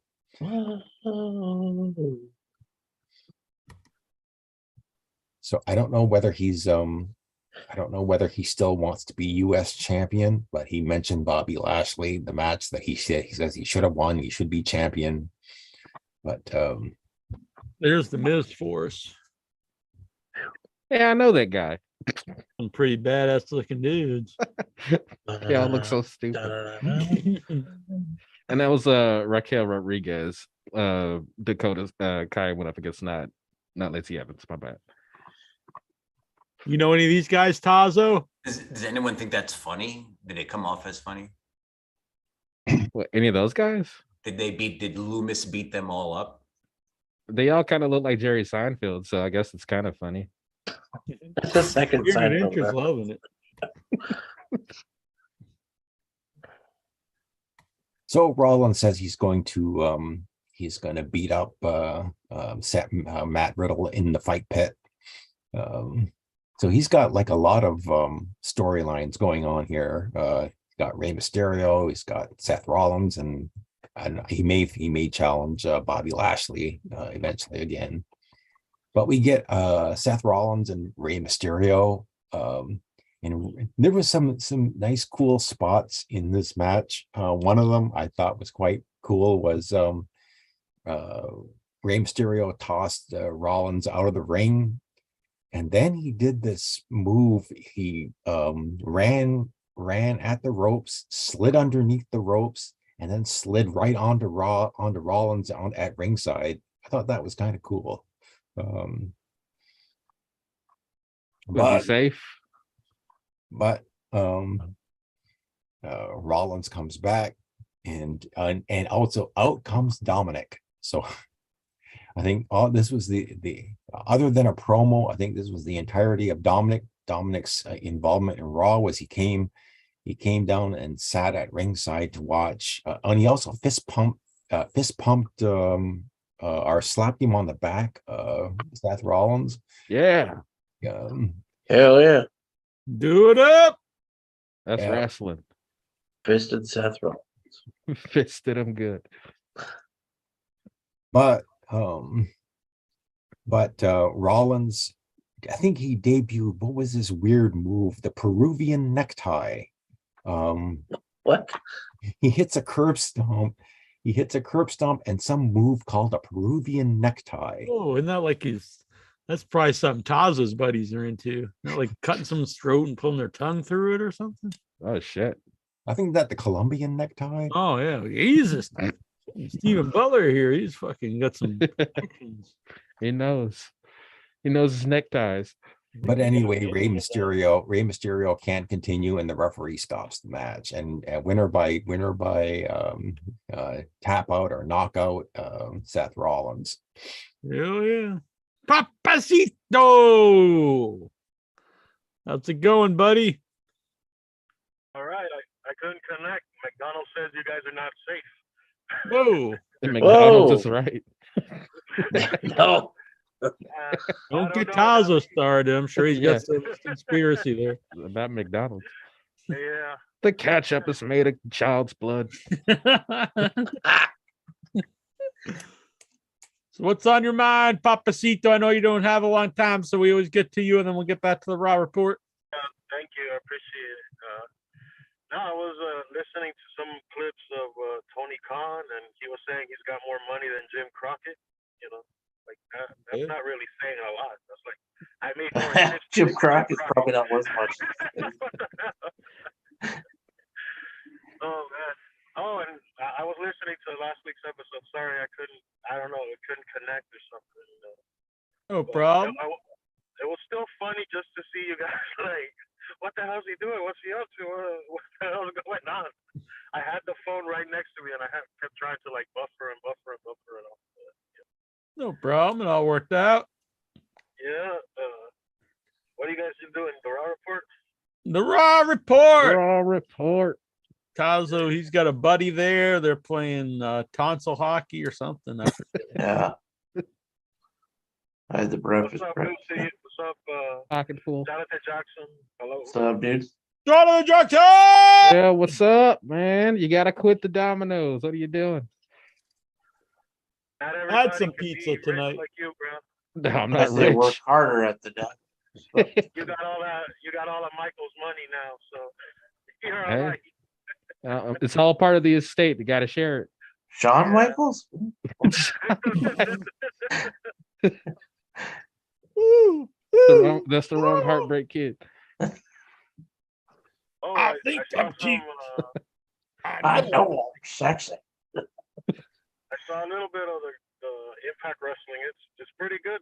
This guy, Really? Sammy Callahan, he's pretty over with the crowd, so that's always good. Because I especially with Impact, because like they'll film it anywhere, so like some of their crowds are super dead, but when they're hyped, it's fun to see it like a live crowd. Yeah, I don't get hyped. I stay hyped. Did you see the Bobby Fish debut? Yeah, that looked all right. Too. Tell me, do you know what a poop hinder goo jar is? Pooping in the jar? Is that what you Did you know? Here was the pizza I had today. Keep Just your to do poop it in a on a jar. per appearance type thing, probably. Pretty damn good. Damn, look at that. Hell yeah. That's a fucking pizza. Yeah. Yeah. What was that? That's someplace I'll storm the pizza front from. What was that? Pepperoni sausage? What was that? No, it Jeez. was like the High on the Hog or something was called, and it had like 18 different meats or whatever. yeah, but it was all pork. So it's bacon, sausage, capicola, I think, and maybe Chuck the Farmer. was very good. Neil, Jackie Jones, I want to give you credit because I did something that you did a couple of weeks ago. Well, a couple of months ago. You were talking about how stupid WandaVision was, but you kept, watching it because people kept telling you, watch it. Yeah. I had a similar thing with Keep it. the Monsters reboot. I was hearing from some of my friends, oh, watch the Monsters reboot. The Rob Zombie one. Yeah. I ended up seeing it, and I didn't hate it. It wasn't funny at all, but like the story was pretty decent. And then I talked to a couple of people. They're like, "Well, why the hell did you watch it?" I was like, "Because I already got the damn thing." It's like, what the hell? I'm already here. I'm like 70 minutes in. The movie's only 90 minutes. You're not gonna Right. You're not just gonna give up at that point. be a fucking idiot to I'm done here. No, bro. Like whatever. Oh, Yeah, I'll probably watch it at some point because we'll probably have to talk about it on the show. You'll probably but, like it. I don't think I will, but I don't know. Who knows? Might surprise me. I say watch it as a story. Don't watch it as trying to get laughs out of it because there's no real. Well, laughs. I mean, Story-wise, I'll it's all right. expect like The Godfather or something. But No, but like the story makes a lot of sense in where they're going. But, I watched The Godfather for the laughs. and You're I not saw so Pearl. smart. That's pretty good too. Yeah. Did you see Pearl? Yeah. Did you like it? You'll have to wait for my review. Dinner and movie reviews coming up soon. We record a review of it. Send me that. I'll watch it. So yeah. All right. All right, I gotta let you guys go. You guys have a good night. Take care, Night, Papacito. Papacito. Ah. Papacito. You're looking very confused, Tazo. No, I want to say, I wasn't going to ask Papacito if Inter, like what Inter would do for pizza. Maybe Papacito knows what Inter would do. Is that like what would you do for a Klondike bar? Yeah, well, what he would do for some free Dominoes. But anyway, because, Inter loves that stuff. But also, I saw that WandaVision shit. Oh, my God. What the fuck was that? Yeah, it sucked. Everybody's like, "You're gonna watch this shit." So I was like, "Oh, I hate this." And then they're like, "Well, you gotta watch the first 3 episodes." So I watched the first 3 episodes. Like, it's terrible. Like, "Well, you gotta watch the first 4." So I watched. I was like, "Oh man, I hate this." And then everyone started getting mad at me. Why the hell are you watching if you don't like it? I was like, "Because you guys kept telling me that I had to watch it." Yeah, I didn't like it. But I did like. I will say I did like. I have liked so far Moon Knight, and that's all I'll say. My brother likes it. I've not watched it. I think I've hit my limit on the superheroes. Just too much. My goodness, you guys sound like a bunch of wrestling fans. That's my grappling stance. I thought that was your Marvel stance. Body slam. That Doctor Strange in the Multiverse of Madness. Yeah, it sucked. Oh, fuck was that fucking piece of shit? I I really agree. hate all these movies. I'm sorry if I'm cursing, but these movies are bad. Moon Knight so far has been pretty good. So there you go. I like some of them, this crap, but overall, it's just not very good. Anyway, sorry. Well, I hate Moon Knight. Arr, come on. I mean, I don't want to anger Taza, but I barely even know who Moon Knight is.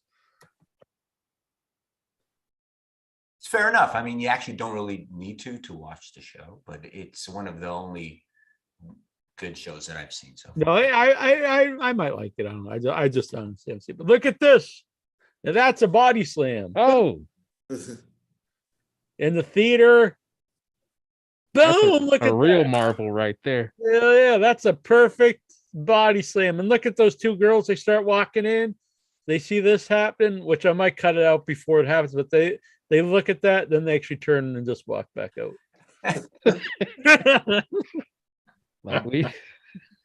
This isn't Disney Plus. But yeah, are you impressed by that, Tazo? That was me laying in that my looks body. like a scene out of Stranger Things. What the fuck? Right? Doesn't that look weird? That just looked weird. Are you impressed though? I mean, that's like a perfect body slam. Jack, you never cease to not impress me.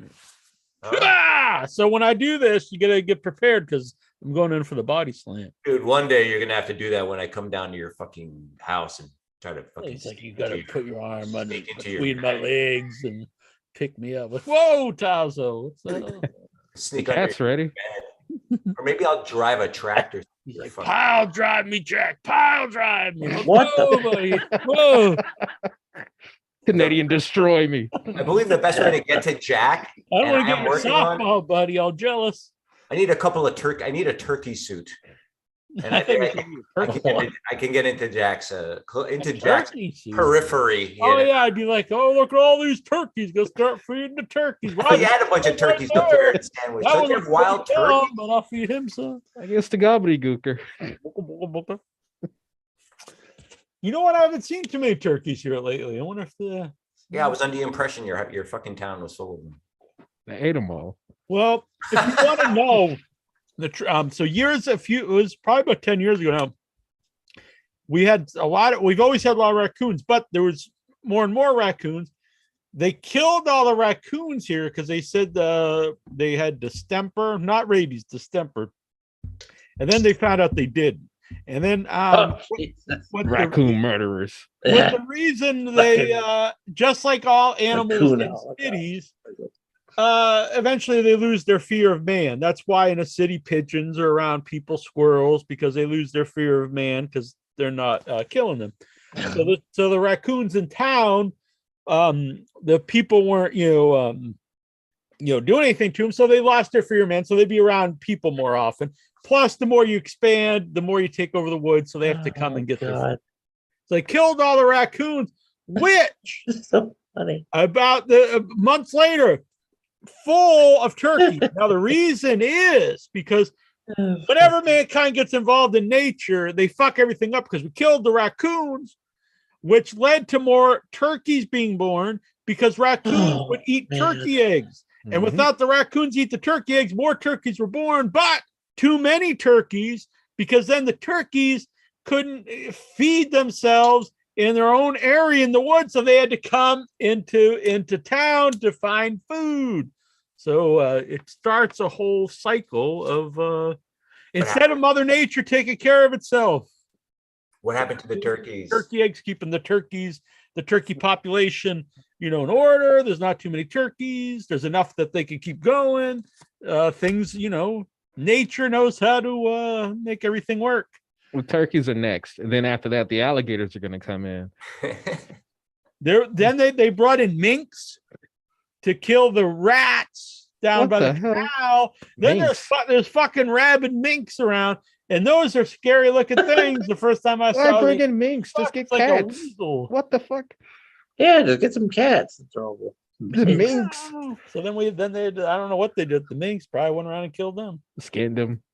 Make Yeah, coats. exactly. Yeah, made for goats. We're bringing in minks just to run around and kill rats. Everyone else is like, we gotta make coats. It's amazing how Jack still has that hometown kind of thing about him now that he's a big, Hollywood sellout and Oh man, sacrificing babies. I'll be going to LA in a few weeks here. To sacrifice babies and drink adrenochrome. I'll be staying off Hollywood Boulevard, and my movie will be premiering at the Grauman's Chinese Theater, one of the most historic theaters in the country. Maybe probably the most famous theater. That's awesome. They still have the footprints and the Yeah, handprints. that's where all the footprints are, and Of all the hands. the slave labor that you use to. No, the stars, movie stars. Oh, I'm sorry. Have you ever seen the I Love Lucy where she tried to steal John Wayne's footprints there? I did actually. Never seen that. I was raised on that shit, dude. You were probably watching First Run when it was live. Possibly. I did see, when I was growing up, I watched Lucille Ball and I watched Ozzo's got a Vitamita Vegemin tattoo. Yeah, I remember that too. And who's that other broad that we used to watch growing up? Burnett. On a hippie tree. Yeah, Carol Burnett and all that shit. But anyway, forget all that. You see how Vic here trying to deflect from what Jack is doing over there in, What? Tito Wood, basically. Jack's yes men popping up to defend him or to deflect when I point out what the hell's really going on. Why do you just have one? Yeah, scene? I'll let raccoon sacrifice. Remember, I was saying that Jack kind of still has that hometown kind of, the hometown boy, and he went over to, California. When I came back from London, a lot of the people in town were Next, Jack's gonna move to Smoking my Austin, rock. Texas, right? Jack, you can move to Austin, Texas, because it's really hot. No, right? Austin's more like that's where a lot of the right wing guys move. But I will be in southern Texas, San Antonio, in a few months. Doing what?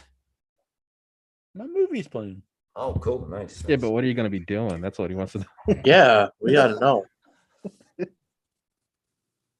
Last time I was there, because they have a lot. I didn't realize this. It's not casinos, but it's like they have the same thing in Chicago, where it's like people like have a small business, and instead of like a store there, they just have like slot machines. And I was told not to go into any of them because they're actually all run by the cartel. I don't know. Fascinating. So the night before the big premiere, do you guys like go to the movie theater and do a ceremony or something to open a portal to other worlds? Is exactly what we do. To get more Summon- viewers? yeah. What? Summon demons. Bless a bowl of popcorn and a fucking dirt. Yeah, that's exactly what we do. Cool, Summon man. the demons. I'm glad that you are finding Zulu success. war chants. Very no. I'm one of your biggest fans. Well, thank you. I appreciate that.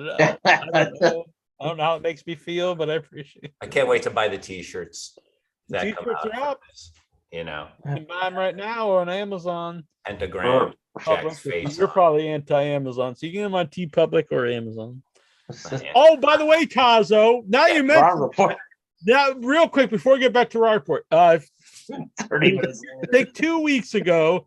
2 weeks ago. So I went up to Boston. I was going to so I take the bus up to Boston. I was at South Station, the bus station. I was going out. Annabelle had parked along the road to pick me up. So I was on the way over there. And a homeless guy, he was like, Boston curb stomp Satanist. I was like, what the fuck? And he's like, he started screaming at me about Satanists, and he's like, "Watch your neck, Satanist! This is a Christian country, Satanist." I was like, "What the fuck?" It was very bizarre because Annabelle's like, "Where the hell are you? Like, I'm not supposed to be parked here." I'm like, "Some guy's yelling about curb stopping at me, and you could say I'm a Satanist." Well, you probably you and your boys probably kidnapped I that. thought Taza was over in Brooklyn. I don't know how he got Then you it. patted Itcher on the head and took him home. That guy probably escaped from the fucking Freemason temple that Jack goes to every freaking Sunday night. You know, they had that guy in a room and they were probably raping him. Whoa. What the hell? I don't know what you guys do. You guys are fucking weird, man. We're trying to. I just want to be normal and nice. Yeah, but we're not doing a very good job. I mean, I'm normal. You guys are the ones that are like getting together. When I think getting together, the first word that comes to mind is like, "This is a total normal dude," you know. I'm totally normal. You are the guys who are getting together like late at night, you know, in robes with all these buttons and things and weird girdles and wigs on. And like you put these statues and you light candles. I mean, I'm not the weird guy. You're the one who's strange. So I don't understand. Yeah, I do that all the time, man. Doing it right after the show. It's one of the things. I mean, you have doing it right now. Actually, is a candle, Taza. I'm shocked you have the time to do this show. This is a candle right here. What do you think about that? That's probably one of your masters. I don't know who that is. That's one of those 33rd degree level freemasons. This is Barlow. Ass back. He's like, and he pulls Barlow. I don't know. Maybe that's Moloch. I don't know who that is because I'm not Barlow. down with that I'm telling shit. you who it is. It's Barlow, and that's a candle bust right there. I don't know where that homeless guy I don't read the Necromonicon. I don't know what the hell's going on in your world, dude. You know, I'm just a normal American dude. You know, who stumps on Satanists. Who does what? Curb stumps Satan. Again, I don't know what that guy's problem is, but he's just another victim of the capitalist system that Jack and his buddies, you know, have been. Well, I think, yeah, because I invented capitalism since like the 18th. You're just saying you're a typical American, so you'd be a capitalist too. Nothing of the sort. The hell are you talking about? I'm not down with any of that stuff. I'm an Says, anarchist. damn it, Jack, was that in your head button you sent me satanic? Taza, you should go to the website and look for all the the satanic symbols. I have combed your website for all those. First, I went to the FBI website and looked for all those pedophile symbols, which are a lot of these weird loopy, twirly things. Yeah, like Frankenberry. There is one at Jimmy Kimmel's house. If you go to Jimmy Kimmel's house, he has I go there all the time. Symbols. Well, Jimmy Kimmel's house. It's all over the internet. I'm not the only then it's got to be true. Anything over the internet. Does Jimmy Kimmel just let you in? Like, yeah, come on in, buddy. What's up, buddy? Look at my satanic house. Just no curb stopping. No see. Now that Jack mentioned it, at first I'm going to be watching Vic's walls very carefully because he's got some bizarre things up there. He's got Nemo. What are you talking about? I'll be combing over some footage later of all this stuff on Jack's wall. I don't know, the happy birthday bear. I mean, that thing's straight. Yeah, that thing is creepy. But other than that, there's a turtle right there. Yeah, look at that shit. You know, I mean, dudes who have stuff like Ouija boards in their house, man, you never know. My daughter's room when she was growing up. She liked Finding Nemo. That looks like the room they have under Comet Pizza, actually, you know, where Vic is hanging out right now. There's probably a giant, metal door. You want to? Is that a refrigerated room so that after you're happening right now? Human sacrifices, you can got a tarot deck here. What the hell? Yeah, I don't know anything about that Madame Blavatsky stuff that Jack is, whacking up. That I don't know anything about. Jack's weird occultism stuff. I know Jack. I think you know quite a bit about it. Jack goes to bed every night with his Anton Levy, Bible next to him, whacking off to just weird shit on cocaine, probably. Who knows? This whole show's on cocaine. Raw report. Raw report. Any other satanic? Yeah, speaking of fucking satanic rituals, Monday Night Raw. Sorry, I'm gonna go grab a drink real quick, and I'll be right back. But you guys continue with the Raw report, okay? Grab a shotgun. Okay, maybe I can finish this while he's away. Yeah, this is your big chance. Why not with Tazo around? So we get Bobby Lashley and Matt Riddle do a backstage segment with Lashley encouraging Riddle to beat up Seth Rollins, but don't interfere in any of my matches again. Next, we get Johnny Gargano and Kevin Owens walking to the ring for their tag team match, and you see the first member of the Miz Force is knocked out. That's a recurring theme later on in the show. Next, we get an entertaining tag team match. The Alpha Academy, Chad Gable and Otis taking on Johnny Wrestling and Kevin Owens. Hey. A lot of wild, a lot of entertaining tag team wrestling in this one, in good spots. At one point, you get Kevin Owens super kicking Otis onto the commentary table, and then he jumps on the barricade, gets up on the barricade and does an elbow smash onto Otis onto the commentary table, and the commentary table just flattens out, and leaving Johnny Wrestling in the ring with Chad Gable, and Johnny Wrestling hits his flying move onto Chad Gable and wins the match. But we had a visitor, what's his name? The Theory, Hypothesis. He's there at ringside trying to hit Johnny Gargano with his Money in the Bank briefcase, but he can't do it. And afterwards, he's in a backstage segment, he's furious with the Alpha Academy. Next up, we get AJ Styles. I think he passes a few more knocked out Miz Force security guards, probably wondering what are these guys doing? And he has a backstage segment with generic interview guy Kevin Patrick, and it looks like they're continuing this story of Finn Balor wanting AJ Styles to join Judgment Day. I prefer Finn and AJ and the returning Good Brothers do the Bullet Club, but I was a big fan of the Bullet Club. I think I hate those guys, man. I hate those guys. I want to ask about that room that Vic. Bruce, your audio still connecting. Is this Tazo's buddy? What the hell? Yeah, is that your buddy Tazo, your roommate in the other room? Bruce Ghost. He needs to put his audio on. Yeah, Bruce. and put on a new hat for Tazo. Do you know Bruce Ghost? We can't hear you, Bruce. Tazo, do you like my hat? I love everyone's hat at the moment. That's great, Jack. Jesus Christ, is that Baphomet? It is. Oh my God. It never ends, man. It's funny because you say, hey, and then everyone's like, no, man, stop, you're crazy. But then the evidence just piles up. He brings out a hat. He's got a Ouija board. He's got a Bible. He's the grandson of Anton Levy. All of a sudden, what the hell? He's related to the guy. We never brings it up, but he's related to the guy. To the Impact Hall of Fame, Scott Levy. Not that Scott Levy. No. Anton Levy. I think you have it wrong. So you mean Vic Satanic? He's got a Bible, I think. Now, Vic on the other hand. Jeez.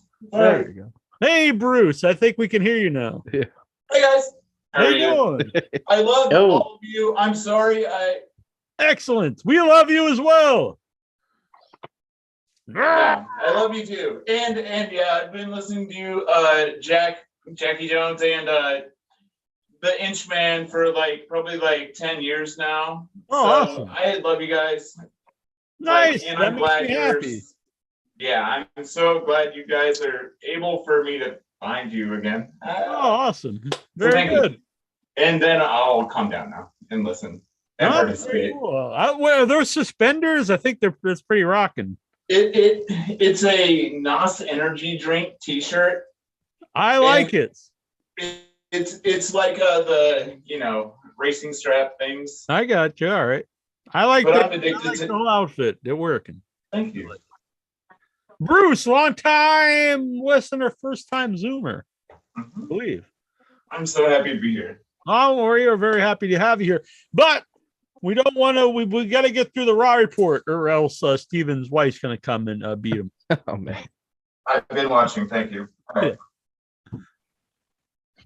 So next up, we get the return of Omos is back on TV for a couple of minutes. Oh, boy. I don't want to act cool and pretend I'm not a big Omos fan, but I'm not a big Omos fan. I'm sorry, Tazo. No, the bad thing about Omos matches is we gotta watch him wrestle. The good thing about Omos matches is at least we get MVP. We should get. I wish we could get more MVP and less Omos. But anyway, we get it. I agree. I would totally agree with that. So basically, Omos beats the crap out of these two guys, and again, probably local indie wrestlers. Plus, now that you have Strowman back, like it's kind of redundant to have another giant. Like he's taller than Strowman, but he's not nearly as over or interesting or as good in any way. Yes. I say just go Strowman as your giant. Not only does he beat up these two guys, give a tree slam and pin one of the guys, but he then throws them out, and they rebuilt the commentary table. So he tosses them on the commentary table and then climbs up and stands on top of the commentary table on top of the two guys, and he just poses. Anyway, I'd be fine if Omos just disappears for another couple of months. Maybe he and Veer Mahan can go and back I agree with cartons. Bring back my boy Shanky. Yeah. Shanky. Bring back Shanky. Shanky. Hell yeah. Goosey's gonna be our Do own. the Shanky. Well, that's probably gonna be gone because that was what Vince was making him do. We've got the Shanky gang here. Me, Goosey, and Bruce. We're the Shanky fan club. We're gonna win over Jonathan Jackson. He's gonna get on the Shanky bandwagon with us one of these years. Yeah, I don't know where Lexar is. I think he's off doing some dirty deeds. Whoopa whoopa whoopa. Exactly. So Bruce knows what's happening.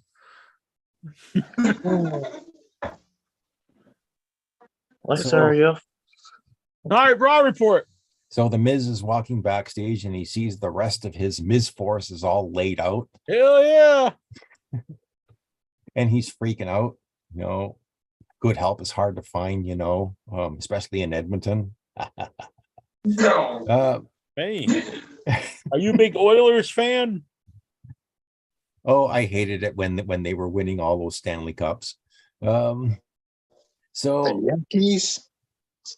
So there's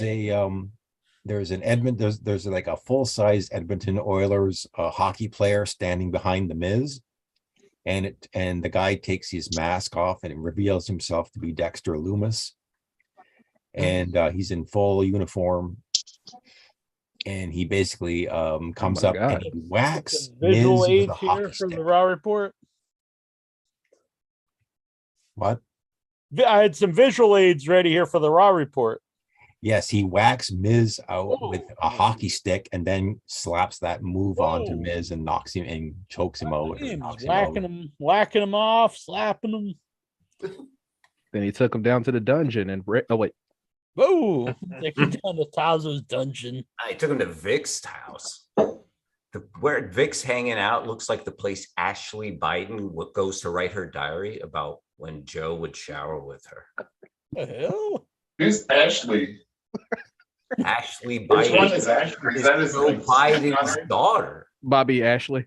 Patrick House says hello. Patrick Bobby House. Ashley, brilliant. Yeah, Patrick. And this is a very deep question. He's asking, do I not exist? Where's Geraldine? This is like some deep stuff. This is like something probably Tazo could handle. I can't see him in the chat, so. Am I still here? Can you guys hear me? Oh yeah. Yeah. Okay, this is my first time here. Oh, okay, sorry. Yeah. Pardon me. Pardon moi. Yeah, very good. What the hell is what is Lexar doing? Jerking it. See me. Jerking the Invisible Man? Jerking John Cena. My last name is Cirksina. So Really? yeah, Bruce Cirksina. I was not so sure he's how to jerking you. pronounce it. So now Yeah, Jerking so John it's like John Cena, but I'm kind of like John Cena, but not as hugified. yeah. And I don't like him Tazo might Anyway. be able to hook you up with someone and get you some of the roids. Sweet. Okay. Yeah. Later we can DM or something. Yeah. Whoa. There you go. No. Well, I mean, You can play some Tazo- stickball with him. Cool. I've Yeah. On the video I'll sit game. back and listen for a minute. So Yeah, I thought maybe we'd get together and maybe do some DP with Tazo. I don't know. Whoa, no, not that. Raw report. Batting practice. Yeah. Raw report. So Nikki ASH is in the ring in her black outfit and black mask, but no cape. If she's going to be a heel superhero, then that's the outfit to wear.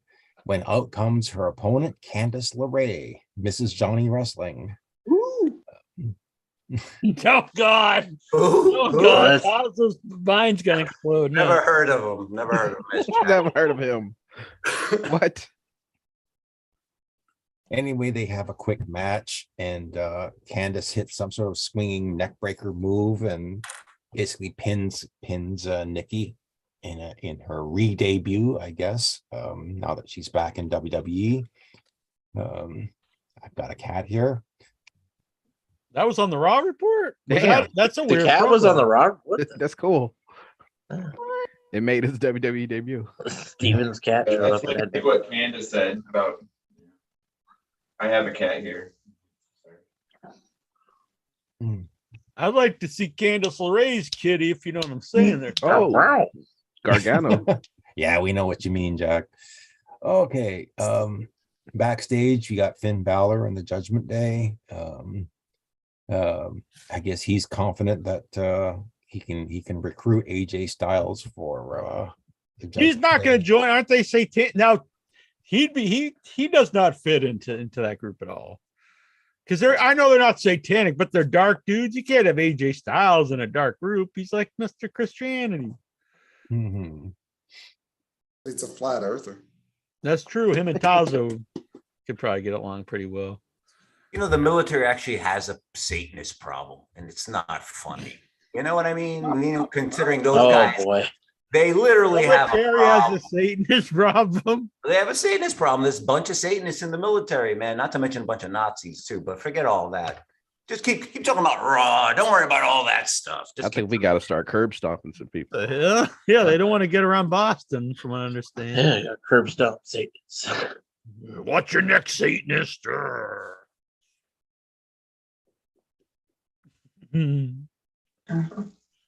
Raw report. So anyway, Damian Priest runs down Matt Riddle, saying that his head's in the clouds and or his brains in the clouds. He just tells the clouds don't exist. Anyway, let's get to the next match. Sami Zayn versus AJ Styles was one hell of a great match. These two are great in the ring. And you had Solo Sikoa in Zayn's corner. That's about Surprisingly, I was surprised at this, that Sami Zayn got the win, but considering that I hate the my tongue's getting tight. Solo Sikoa interfered in the match while the referee's back was turned, and helped Sami Zayn was able to hit the kick and get I saw Sami Zayn's got a new shirt. Honorary Oos. Yep, that was on SmackDown. Sami Zayn's got a lot of momentum What? behind him. You mean how can he be on Raw and SmackDown? I thought there was a brand split. He just hopped over the wall. Holy shit. He jumped the border. Build the wall. Build the wall. Keep the Satanists out. Yeah, should we build a wall around hell to keep out the Satanists? Taza, is that how that works? Where is this wall going to be built? Where? What? To keep out, where would you build a wall to keep out the Satanists? Hell's Kitchen, New York. I don't know. I mean, you know, Jack, you could be silly, all silly. Washington, D.C. Just covering up. Exactly. Thank you very much, Lexar. Lexar knows what's up, but you know, me and Lexar, we're gonna inspire. We're gonna do. I want you to just think about that for a while, Tazo. I am thinking about it because he's a truth seeker, man. Unlike yourself, you know, and he's not using this platform like you. He's spreading the truth. Believe it or I not. mean, he talks about burning people's house down. That's perfectly fine with me, man. If you're gonna, I think that's what politicians should be thinking about every night they go to bed. They should be like, what if somebody tries to burn my freaking house down? We should probably not have this on the internet. Well, no, that's. I'm not saying we should be violent, but I think that we should burn people's houses down in a non-violent way. That's a whole other conversation. Just accidentally light the bush on fire. They deserve to have their house burned down or not, right? Allegedly. Someone has to be the judge of that. Right. Lexar, he's the pantheon of truth. Me and Lexar are going to go learn. The first thing we're going to learn, we're going to go out and learn like all these survival things, right, Lexar? Yes. And then we're going to learn. Is the strip club involved? That does give me, a lot of hope from humanity. If the world was up to Tazo and Lexar. Thank you. After we're done with that whole stuff, then we're going to learn how to build guillotines. Oh shit! That's the first thing. It's watch your necks. We don't I'm going to go to Canada. I'm going to have a shop class. We're going to go to a shop class. We got to start growing crops and make houses. We got to go right to guillotines. Correct. That's the first thing we're going to build. Then we're going to go to people's houses like Nancy Pelosi. Okay. And Mitch McConnell and people like that, and just set up the thing. And just, but we need to get a lot of people removed from everything. You got to get a lot of people. You get like 1 million people, 2 million people, so that no one can say it was me or it was Lexar. In your head, you have to start airing on InfoWars. Yeah, with Alex Jones. Maybe we should have Alex Jones on here. We have to advertise all these supplements and stuff. The fact that Alex Jones was right that the war is Jackie Jones to talk to Alex Jones. That'd be hilarious. Maybe we're related. Maybe that's really why I'm going to Texas. Yeah. I'm gonna hang out with my Uncle Alex.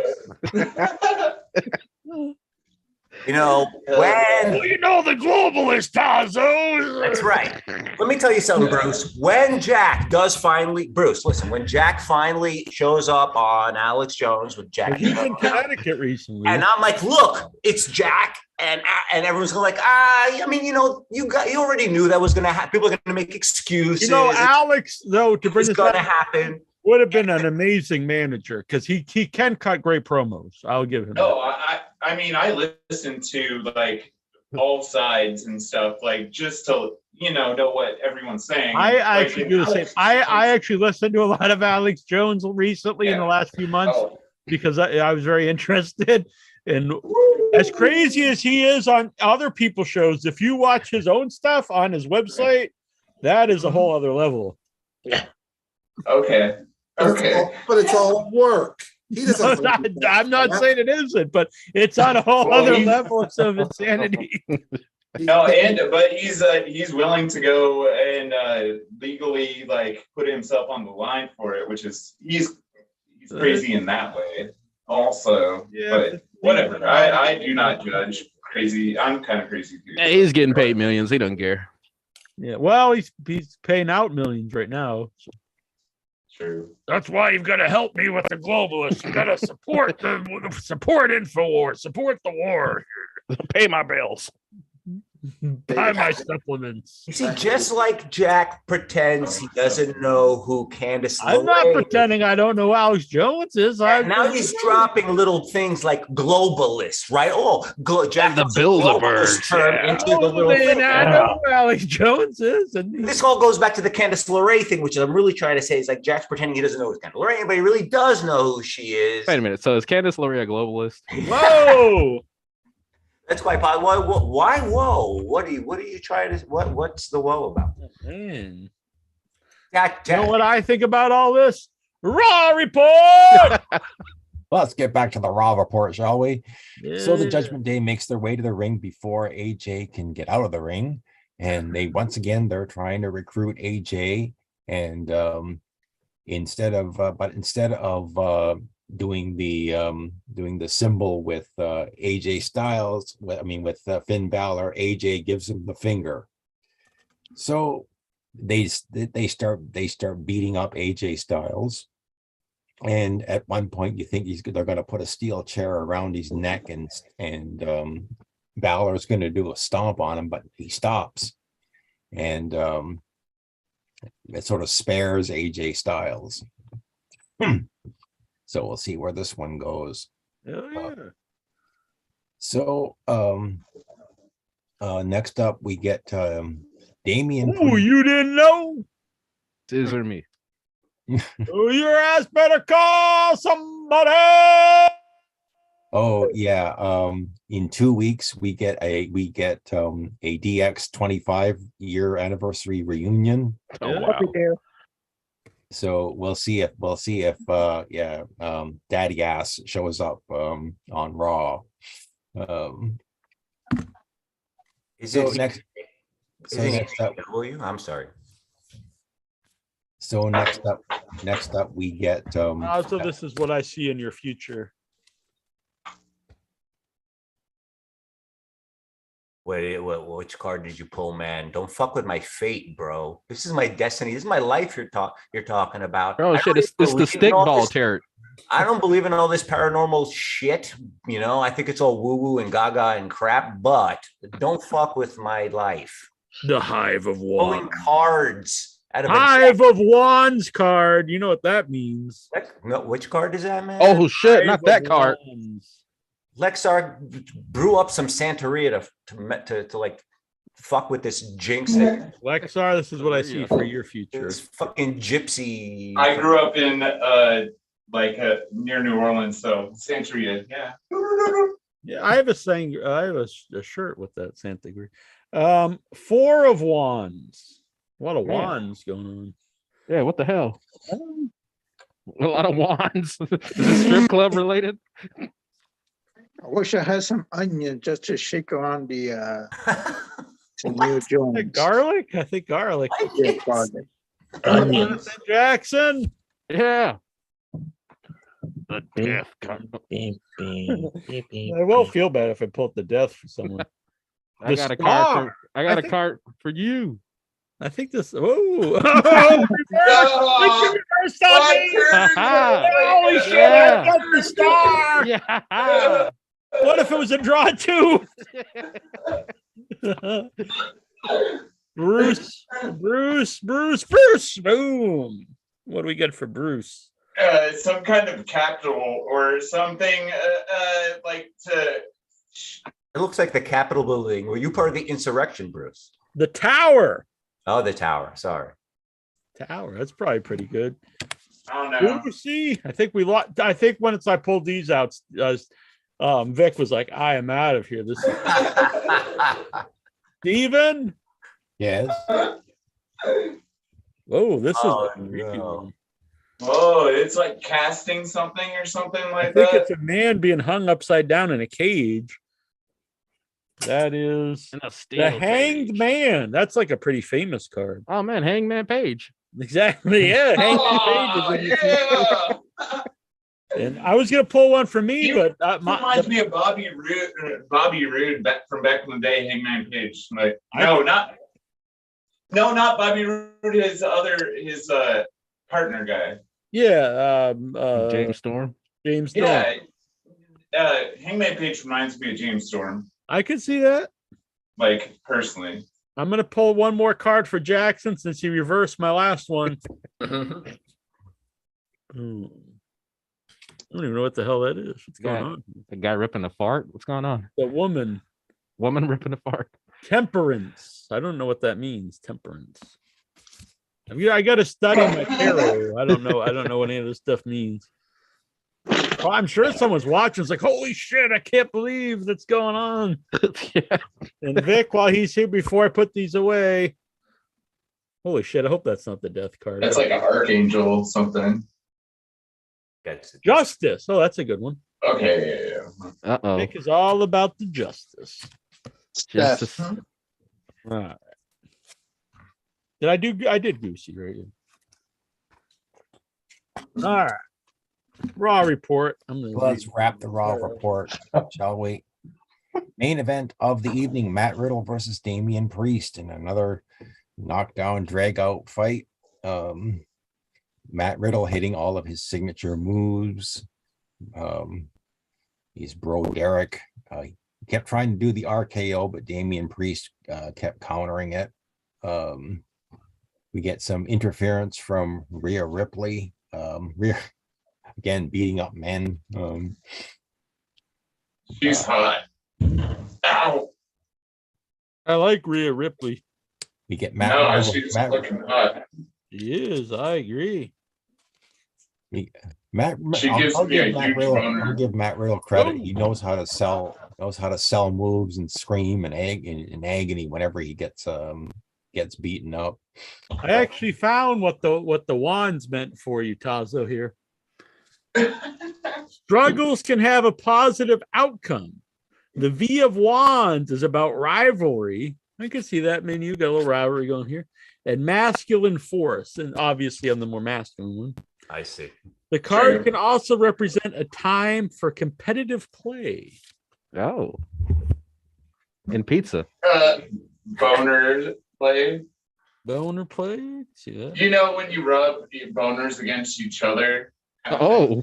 Yeah, I mean, Oh. yeah, I'm well aware. Whoa, yeah. Okay. Don't what me and Jonathan Jackson do off the air is our own business. All right. Robert. So Matt Riddle is gets Damian Priest lifts up Matt Riddle into the air to do some sort of fantastic move, and Riddle just slides down, cradles his legs, pins him 1, 2, 3, and Matt Riddle scores the victory. Immediately, the Judgment Day runs into the ring. Finn Balor and I think Dominic and Damian Priest all start beating up Matt Riddle when You Think You Know Me. Edge makes his return, and he gets a big pop from the Canadian crowd, and he single-handedly beats up these guys. He spears Damian. I think he speared Damian Priest and speared he did this standoff with Dominic Mysterio, and Dominic just looked like he was about to get, he was like scared shitless. And unfortunately, Edge didn't get his hands on Dominic this time around. Dominic took a powder and he speared Finn Balor. So I'm kind of looking forward to a rematch with Dominic. I know Dominic sucks in the ring, but if Edge beats the crap out of him, I'll be quite happy. So the show goes off the air with Edge, and they remind him that he's challenging Finn Balor at Extreme Rules in an I Quit match. So it's going to be Edge versus Finn Balor for the very first time, as far as I know, in an I Quit match at Extreme Rules, which begs the question, because Roman Reigns is not defending the title at Extreme Rules, it begs the question, what's going to be the main event of that show? You could easily make it the I Quit match, but if you want a title match, you could have Liv versus Ronda, but that really doesn't, I'm not all that I don't think it should be the main event. I think it should be the I Quit match, but that's the Raw report, folks. Hell yeah. Thank you, Stephen Buflas. Yeah. Raw report. Raw report.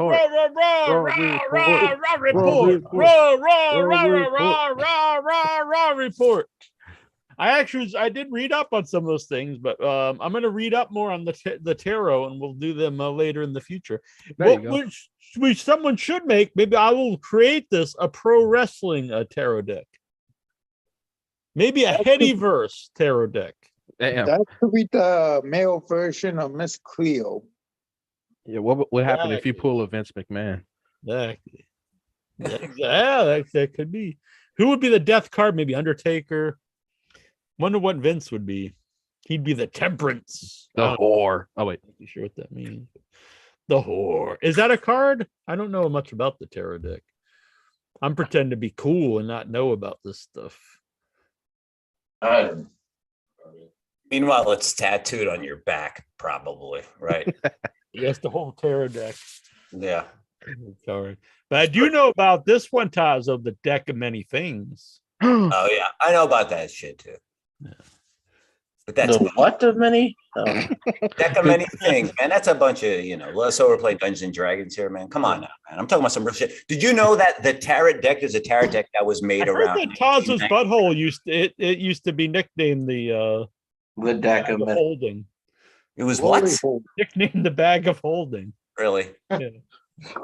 My girlfriend had an ass. This is great D&D humor for all the Dungeons and Dragons fans out there. Yeah, I don't do D&D humor. You'd have to get rolling. Another way I'm pretending to be cool, doing all the D&D references. My girlfriend's ass was like a hole of disappearing. I don't know how many jokes you're gonna make about it. I believe that was a portable hole, is what you're trying to say. All right. My brother used to call it like keystering, like when you hide something up there. Keystering. Oh, really? Yeah, it's a jail term, I think. Like my granddad's pocket watch. Yeah. Or if you just don't have pockets, you got shorts, got no pockets. You're like, well, how am I going to carry this around?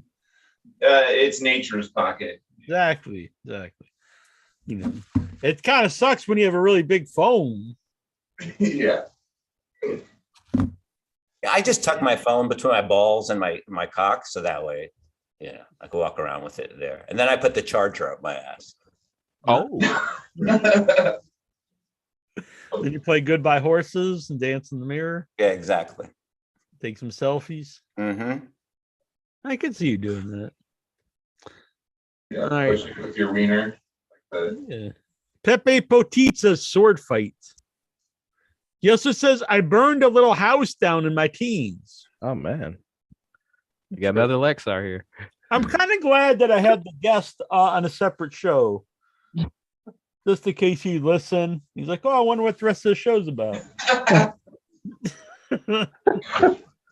Oh, man. What the fuck did I do? He's going to write a book about us. New York Times bestseller. All right.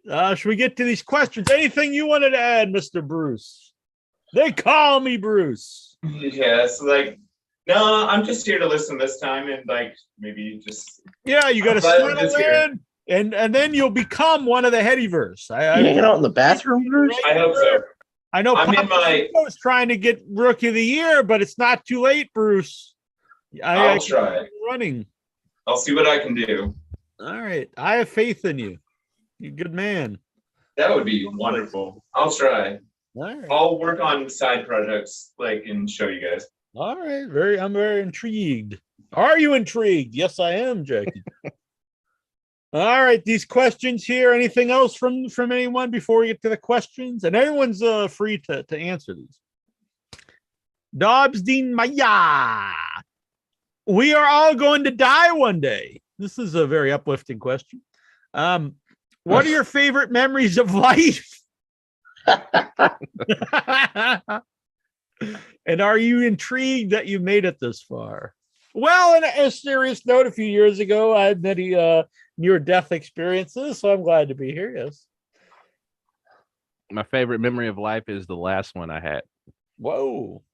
My favorite memory is getting to know every damn one of you here at the Headyverse. We'll take this off. Anyone have any other favorite memories of life? Now, I specifically asked for questions for Jack, just because I knew Inter wasn't going to be here tonight. But Dobbs, anyway, asked a question to Inter. Can Inter get up and do the Teddy Long jig? Oh, look at him. He's doing it. Look. I bet he is. Listen. Yeah. Look at him go. Sad news. Teddy Long's wife passed away. Is that why he blocked everybody on Twitter? Yeah, it is actually. They found out that's why. Oh. Italy has appointed their first fascist leader since Mussolini. Is Jack happy? Is my home country? No, I'm happy. not a fascist. No. I am not I can never be a made man though, because I'm not full Italian, much like Henry Hill of Goodfellas. She's the first woman PM of Italy, so I hope all those woke people are very happy that they have a woman PM in Italy, and yeah, she's a fascist. I was gonna actually.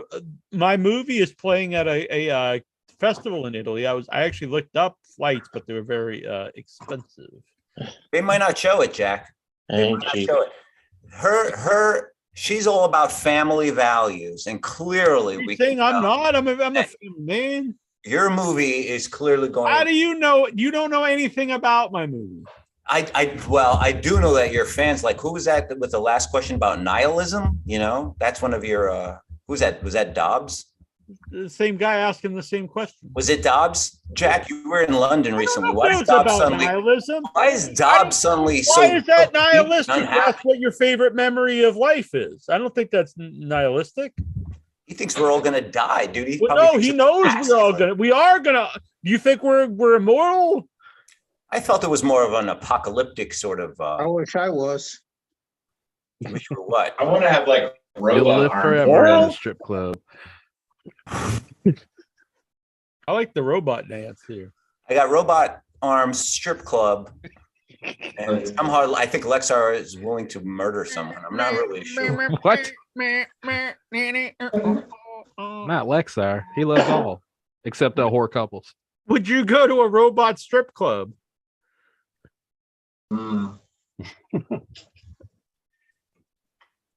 It's 2022, man. You got to be inclusive. What the hell, dude?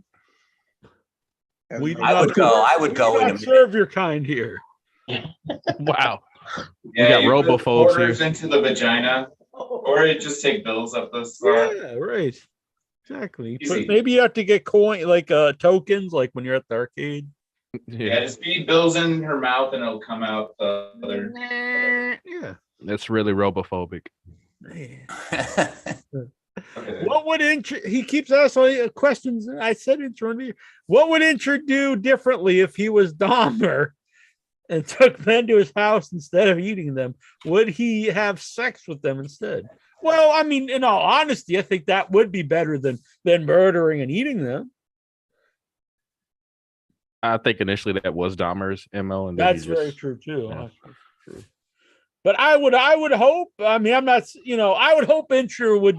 I would prefer Incher do that than murder and eat men. I heard Incher's out there protesting the Little Mermaid. It could be true. I never knew so many grown men cared so much about mermaid movie. It's 2022, Jack. They care. Like, I hated the Disney one. I don't know. It's all about cartoons and anime and too much. I don't know. I hate waifus. Tazo loves the waifus. Waifus? I don't know what a waifu is. I'm sorry. I'm not trying to be cool. I just don't. We all know Jonathan Jackson as a waifu, or at least he has a pillow that he really likes a lot. You know? What? A pillow that he's like. What the hell? Is this the My Pillow guy? Yeah, it's like the. Yeah. I actually have a My Pillow. Honestly, they are comfortable. What are you going to do when the Russians drop? And oddly, you could buy them at discount stores around me. I don't know why. What are you going to do when the Russians drop an EMP and your imaginary girlfriend just disappears? What are you going to do, Jonathan? They drop a what? Damn. His imaginary girlfriend. You're calling the other guy nihilistic. Like, what if the world's blown up by? Well, I don't want Jonathan Jackson and his girlfriend to be separated because his wife. He says an imp. I mean, if nothing against Jonathan Jackson and his alleged girlfriend, but I think there's more to worry about if someone dropped an atomic bomb or nuclear weapon. He said imp. He means an EMP. So if the Russians dropped an EMP, then my solar panels would kick in and I'd be fine. I see. I'm sorry. Next question. I didn't know. Real time. Oh. I used to not be able to snap my fingers. Now I can for some reason. Anyway, Bobby Fish reportedly tried to get his former stablemates to leave AEW to return to WWE. A new report from the Wrestling Observer's Ryan Frederick, who the fuck is that, notes that Fish was trying to get Adam Cole and Kyle O'Reilly to ask for their AEW release so that they could return to WWE. Cole and O'Reilly reportedly told Fish, no, what are your thoughts? Well, a couple things. I mean, initially, like, I don't like this because I you're fiddling with contracts and stuff, and WWE is always the first one to sue for that kind of take legal action if someone is going for contracts. But at the same time, if they are all our three buddies and they got a good offer, at least put it past them, see what they want to do. So, I mean that. It makes no sense because he's in Impact right now. So what the hell is he talking about? And the other guy, such a good offer. What's he doing there? Yeah. From what I understand, once the other two said no, the offer for Fish by himself was like, no.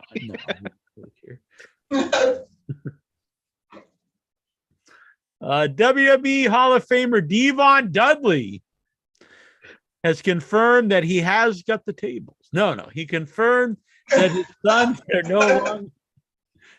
are no longer with WWE His sons are no longer with AEW. I didn't even know they were, as they prepare for potential WWE runs. Did you enjoy the run? Wait a minute. They had a run in AEW? Probably on Dark.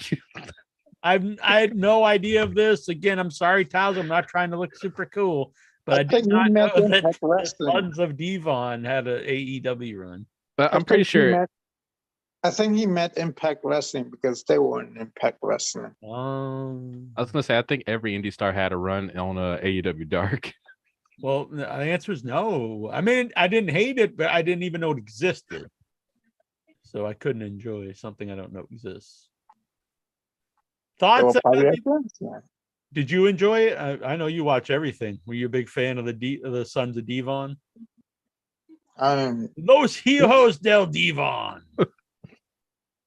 He's not. They don't even have a career like Devon Dudley did. So what? Yeah, I don't even just know. give them time. I'm pretty sure they're green. Yeah. No, I think they're probably black like Devon. Thoughts on WWE sending out feelers to Malachi Black, FTR and Swerve Strickland? Kind of what I said before. I mean, the thing is, like, they're always the first one to take legal action for contract tampering. So, they're not above their own rules.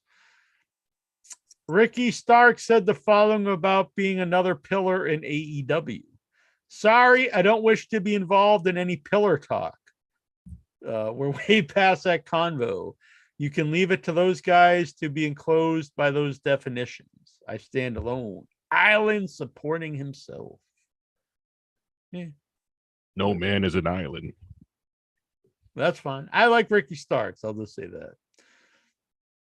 that. Thoughts on Kevin Nash's comment regarding CM Punk's comments about being old and tired? At 42 years old, Phil is tired. Nash told his co-host Sean Oliver, Phil is tired. He's beat up. I was in the ring at 55 and I was cutting the promo and he was cutting the promo on me. Click, click. I can hear your knees. And LOL, I thought you were dead. Yeah, that motherfucker is cutting that promo on me and he sits there at 42 years old. Oh my God. Oh yeah. Like, fuck Kevin Nash. He's so like old, and he was old when he debuted, and like when he was like, oh yeah, like nah, he was dead in the water in the WWF when he debuted, like, and that's why he had to jump ship, because he was just like, yeah, his legs were so long and brittle, like he knew that he was so fucked in the bad knees and stuff. Yeah. So no, but I don't know. I mean, I don't know. I think Kevin Nash is. I do not know. I am pro Punk. So long. Yeah. Hell yeah. I will be quiet. No, it's fine. Say your thoughts, Mr. Bruce. Tell us what you think. But Kevin Nash is like just so like, oh yeah, blah blah blah, and like he's like, I ruled like all this stuff. I kind of think of this about all the wrestling guys. Like, I don't know. It's like I like to listen to some of them, but at the same time, whatever. Yeah. Yeah, they'll all complain. Flair will probably be like, "What? I'm almost 70. You're just complaining. I'm gonna make my second last match next year. What's your problem?" Exactly. Are you looking forward that to another the new last match? If it's the last death match, I'm all for it. Flair's last death match, Ric Flair versus Nick Gage. Book it, Conrad. What if he did his last match? What if he does the return match, and then he does another last match, and then the final match? The final match. Then it's the final match too. Exactly. Well, I mean, we're coming up on Halloween Ends, but they're already talking about a reboot of it. That's the way it is. You just keep on kicking the dead horse. You know, if it works well once, you do it again.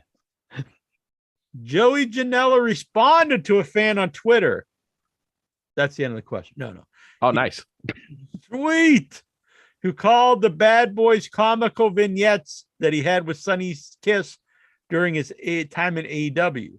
Janela reveals that company president Tony Khan actually hated the vignettes and did not wish to air them on television. Janela later says that the idea came from himself and current WWE superstars Cody Rhodes. Well, my thoughts on this is, I remember Cornette, like I was saying earlier, I started to see a little bit of what Cornette was saying might be true, but there's some stuff I knew wasn't true. Like he would say that he thought Cody wanted to leave because they had guys like Janela and Sonny Kiss and Marco Stunt. But I actually, when I would go to the live shows in the early days and Cody would come out, he'd always bring those guys with him. So I knew they were buddies of his. So I didn't think there was anything to that. But anyway, I like those vignettes. I could see not liking them because they were strange, but I enjoyed them. I'm not an anti-Joey Janela guy like a lot of people, and I actually really like Sonny Kiss. I think you could get a lot more out of Sonny Kiss than they do. Yeah, they should use him more. And Janela, he's cool. Like I said, I like seeing him on GCW. So. Yeah, I mean, he really is super over on GCW. And Kiss, I think Sonny Kiss has a lot of potential because anytime I've seen Kiss live, he gets a huge reaction from the crowd. He's got a lot of charisma, and also the shows like RuPaul and stuff are very popular now. And I think he could get some of that audience who likes those shows. Uh-oh, Steven's tapping out. I'm tapping out for the night, folks. Good night, Mr. Bootles. Thank you for the Raw report. Thank you, man. You're a good man. Till next time. No matter what Tazo says about you. Dirty Dango, formerly known as Fandango, says he's returning to the television soon. Yes, maybe that will be the follow-up to Ric Flair's final match. It'll be the last match of Dirty Dango. Book it. Starting with a company soon. A company. The next couple of weeks that I can't really talk about, but it should be on TV. I mean, it will be on TV. Okay. It's not another CYN thing. Well, Dirty Dango control his narrative. Where do we think it'll be? I think he's probably past the point of really being I don't want to be mean, but probably past the point of being relevant. But I do think he was a guy they missed the boat on. I think the gimmick probably hurt him because I do think he's talented. I don't know. Impact, maybe. I don't know. I could have sworn he said maybe a few months back that he was going to retire. Yeah, I guess he's going to decided not to. I don't know. I mean, maybe the show he's going to be on isn't a wrestling show. Ooh, yeah. But then again, I mean, I guess, was Aaron Stevens show. He's going to be a contestant on that Jay Leno show. Yeah. Yeah. I mean, Damien Sandow said he'd never wrestle again, but now he's a manager still on NWA, so I don't know. Power! Maybe it's going to be a manager. According to Dave Meltzer on the latest Wrestling Observer Radio, Tony Khan has now set a doctrine that nobody's getting released from the company, which he has made very clear in recent days. Thoughts? I think we kind of went. Under no circumstances. No one's getting released. No. I don't know. I said I don't know. Tough It's shit like, if your mom does. the thing is, they do like I said earlier, they follow through on their contract, so they pay the people, they don't fire them. If they don't want to renew them, they let the contract expire. So wanting the same in return, I can see that. Like, if we're gonna stand by our side of the contract and not let you go for the whatever amount of time you sign. So wanting both sides to honor the contract, that makes sense. But do you want someone there who's unhappy and doesn't want to be there? I don't know. AEW's Chaos Project is reportedly working behind the scenes for the company. Thoughts? I don't even know what that is. What? Oh, is that the doc dude? I don't know. Isn't the Luther? Chaos Project? Yeah, Luther, and Serpentico. Serpentico. who gives a fuck? Yeah, they were great in Dark for the last 3 The years. thing is, Elevation. that's fine. That one dude has been around a long time. He probably has some knowledge, and I know he was like I don't know. I'm fine if Jericho gets his old buddy a job, even if whatever it is. That's fine. It's not like he's out there going for the title or something. Yeah, or going into business for himself. Right. He's not biting anybody. Eric Bischoff blocked me on Twitter because he made comments about CM Punk, and I called him an old carny who stays relevant by doing a podcast, and upset Tony Khan. Didn't give him a job. Thoughts? Well, I'm not that I disagree with you, but I mean, if you troll a guy, I mean, if they block you, you can't be upset. Yeah, so kind of asked for it. Yeah. I got to be up in the morning. All right. Good night, Vic. Yeah, Vic. Hi, Vic. And Nice I will meeting not- you. Straight up. Like, I love you. You're the man. We love the Vic Giovannis. I will not be around in October. There won't be any shows anyway. But There might be one or so, but yeah, I'm gonna be traveling around with my movie. So. I'm gonna be on nights. So. You're the man. Oh. Thank you very much. I'm very glad to meet you, though. Oh, You're very the nice. man. Thank you. Nice to Yeah. meet you. You're the man. Yeah. Big round of applause for Vic Giovanni. Yeah. Did AEW make the right decision by giving Jericho the Ring of Honor title and Moxley the AEW belt? I talked earlier. I think so. Especially Moxley, I think, is the right choice. Jericho, is it the right choice? I know they're saying that. It's the right choice or not. I have no problem with it. I actually like the storyline. From what I understand, people are guessing it's to try to get a TV deal, and he is like a name that people know, so that makes sense. Yeah, it's not like it's going to be defended at 24/7. Yeah, I like Jericho, so yeah, it's fine with me. Did you enjoy the Ultimate Warrior and Hulk Hogan feud in WCW? No. In WCW, oh hell no. Yeah, that's horrible. That was a real low light of W, and I was a big WCW fan at that time, but that was not good. And I'll be honest, I was never an Ultimate Warrior fan. The only thing I probably ever liked was the Hogan feud in WWF. But besides that, I was never a Warrior fan. I was never a Hogan fan either until NWO Hogan. Until the thermos, Exactly. Oh, nice. I would do. If I did a commentary track over the Hogan sex tape, would anyone purchase it? Like if I put it on like Patreon or OnlyFans? Only if you make those. Yeah. Well, only if you make those sound effects, though. Sound I think Hogan's legal team might have something to say about that. I don't think you can actually, because I've admittedly tried to find it. I don't think you can find the Hogan. Oh, really? I'm gonna call it Bubba the Love Sponge. See if you can get me a copy. I think it's been wiped clean from the internet. yeah, it doesn't exist anywhere now. The old Lexar plastic bag is. Oh, what? pretty sure Lexar has it on one of his. Would you 20 ever phones. pleasure yourself to the Hogan sex tape, Lexar? Have you pleasured yourself to the Hogan sex? Why not? You're just not a fan of Hogan?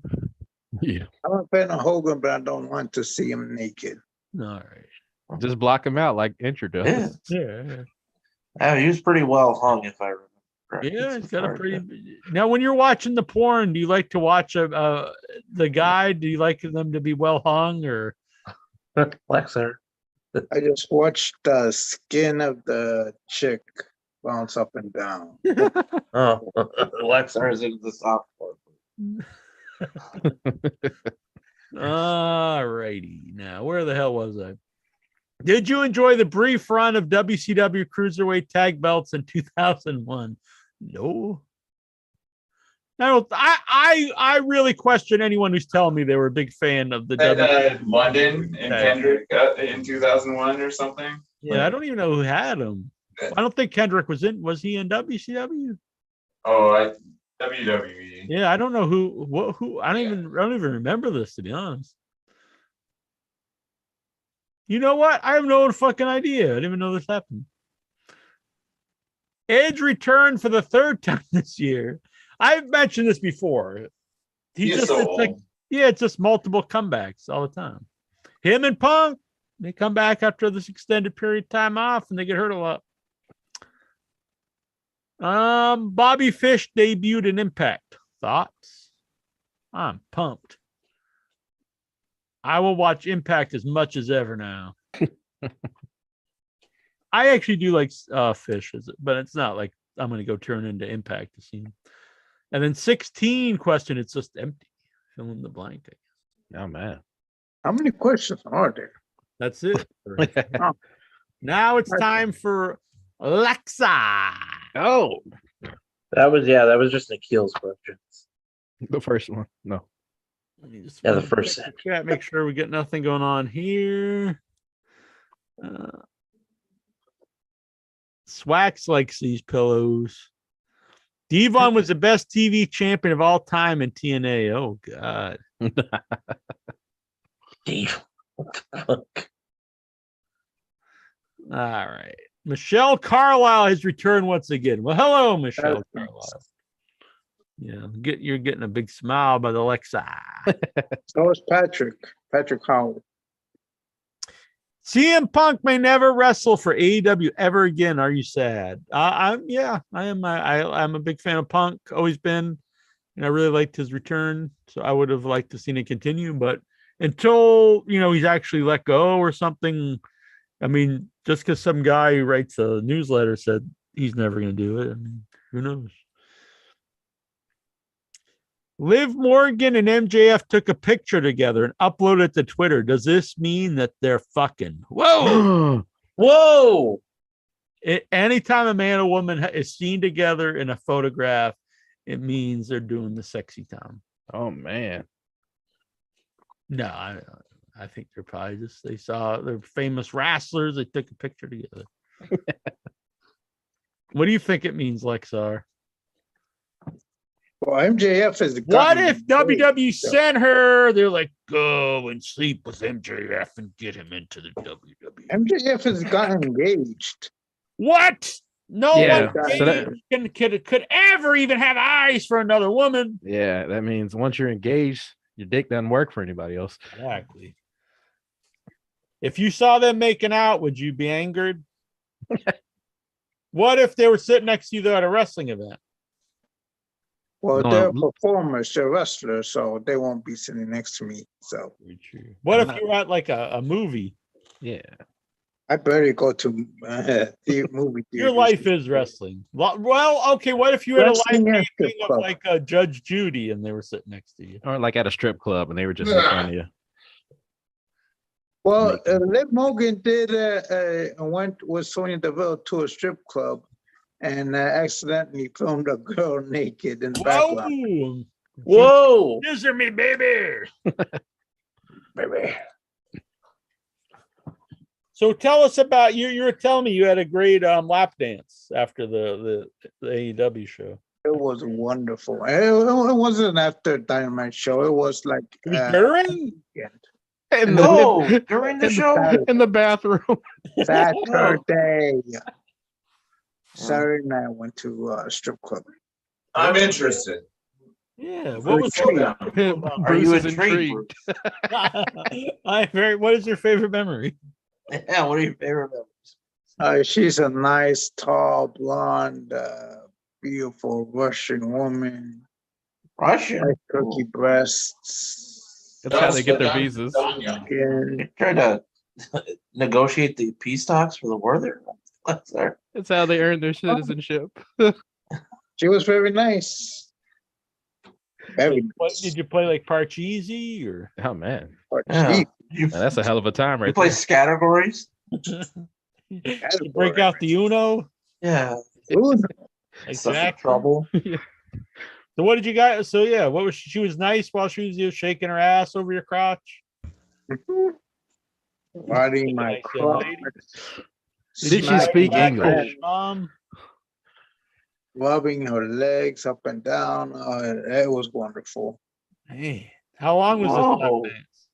10 minutes. 10 minutes. Did I you? think Lexar defected to Russia. Damn. Yeah. Man. Comrade. I put in my pants. Does this look like Russia? Did you ejaculate? Yeah. Yes, a little bit. I could. Were the, How the do you pant- just a little bit? the pantaloons were a little sticky. It was just like a little bit, like boop boop. Yep. You just stopped it right on time. You were like, no, not the full load. Did you stop the lap dance, run to the bathroom, and jerk off? Nope. After that, I went home. And then you jerked off. Then you jerked off. No comment. Did you make mom clean it up? No, I cleaned it up What was her myself. name? Nikita. All right, next question. What? You know, you don't have to jack off. Like everything like soaks back into your body if you don't jack off. Yeah, it's gonna get all backed up in there. Yeah, like you don't like lose anything. You gotta let the demons out, though, man. Yeah, you're gonna get the blue balls. Oh, I have red balls. What's that? Whoa, blood? Oh Jesus, yeah. Yeah. It's just gonna like balloon up. You're gonna get like all filled up with the semen. You're going to the wrong place. You should be going to the doctors that just Yeah. Next question by Lexar wants to know. WWE signed its first deaf pro wrestler. Is this inspiring to you? Sure. What? What? Yeah. The what? I'm an idiot. Oh, that's gonna be like what it is. That What's is gonna happen is gimmick. they're just gonna go out and pat themselves on the back constantly. Like, Yeah. we did it. We signed a deaf wrestler. Yep, every time they mention his name. Everybody's The gonna- first deaf wrestler. Is the referee gonna make the 3 count like sign How does language? he know when the bell rings? Yeah. Yeah, how That's does what he they know when could- his music entrance hits? Right. Yeah. People can run in. They won't know. He won't know. How's he gonna break on 5? Yeah. We're being way insensitive here. Like The guy runs in. Who the fuck is that guy? Yeah. Well, Yami's just standing there. But yeah, it's cool. If he ever makes TV. I've been watching a lot of like what was the one-legged wrestler? That Gowan? Zach Gowan. I've been watching a lot of Zach Gowan. Really? You like the Lately, best of Zach Gowan Blu-ray? Not well, YouTube. What is you know. your favorite memory? When he got pushed down the stairs like by Brock Lesnar That or is pretty whatever? sweet. That was terrible. That'd be cool if you go up to him. Like, I'm a big fan. I loved it when Brock Lesnar threw you down the steps. He'd probably pop for it. And then Matt Hardy got pinned by you. Like, damn. I like Zach Gowan, honestly. Yeah, he's He's a wrestler. nice guy when we had him on the show. Former Combat Zone Wrestling World Champion and former WWE NXT referee and former candidate for Senate in Florida, Drake Younger, is going back to Deathmatch Wrestling with XPW in November. Are you intrigued? Hell yeah, one of my favorites. Drake works. He's really done his career well. Yeah. That's the only reason why he's going back to XPW. It's the only place that'll take him back. The My Pillow man of wrestling. Yeah. He's like, well, can you go through light tubes? Yeah. All right. You're hired. Saraya is signed with AEW, but it's not medically cleared to wrestle. It's pronounced Saraya. No, it's not. I'm not gonna do it. I really don't know. I don't know what's It's Saraya, but whatever. Oh, Saraya, I'm sorry if she doesn't get upset. But she's hot. Alexa, will Jack do a video vlog for his upcoming movie tour? I don't know. We'll see. Perhaps. Yes. Why didn't Jack cast any members of the Hideaverse for his film? So that's not true. Bearded Inchers in the Once and Future Smash. Well, what about Jonathan Jackson, myself, Vic Schiavone, Stephen You guys were Butler, in the area when we were filming. Songman? Yeah, what are you could talking go about? Troy was in it. His mom was in what's that? Songman- Abyssus. Umbilicus Desiderio. There you go. Yeah. Songman could Flea and provide the the Mom are soundtrack. Trying You to can't- think, there probably are some other Hideaverse members in this. He's trying to make money now. He's like, hey, yeah, fly us all in and put Yeah, us in we're your fine. films right now. A lot of this was who was in the area when we filmed. You got to go where Jack This is. is yeah, like, this sorry. is indie movie filmmaking. I think I don't want to talk about the budget, but it's not a big budget.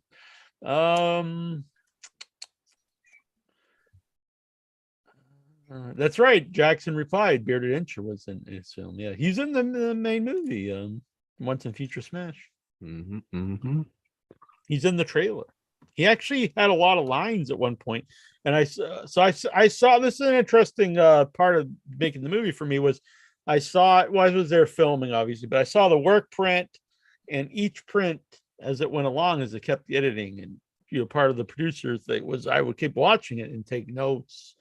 And I slowly saw his lines diminish till, I'm not joking, he went from a lot of lines, probably more than me actually at one point, to he has absolutely no lines at all in the movie anymore. But that is not my decision. It's not my decision. But he has no lines.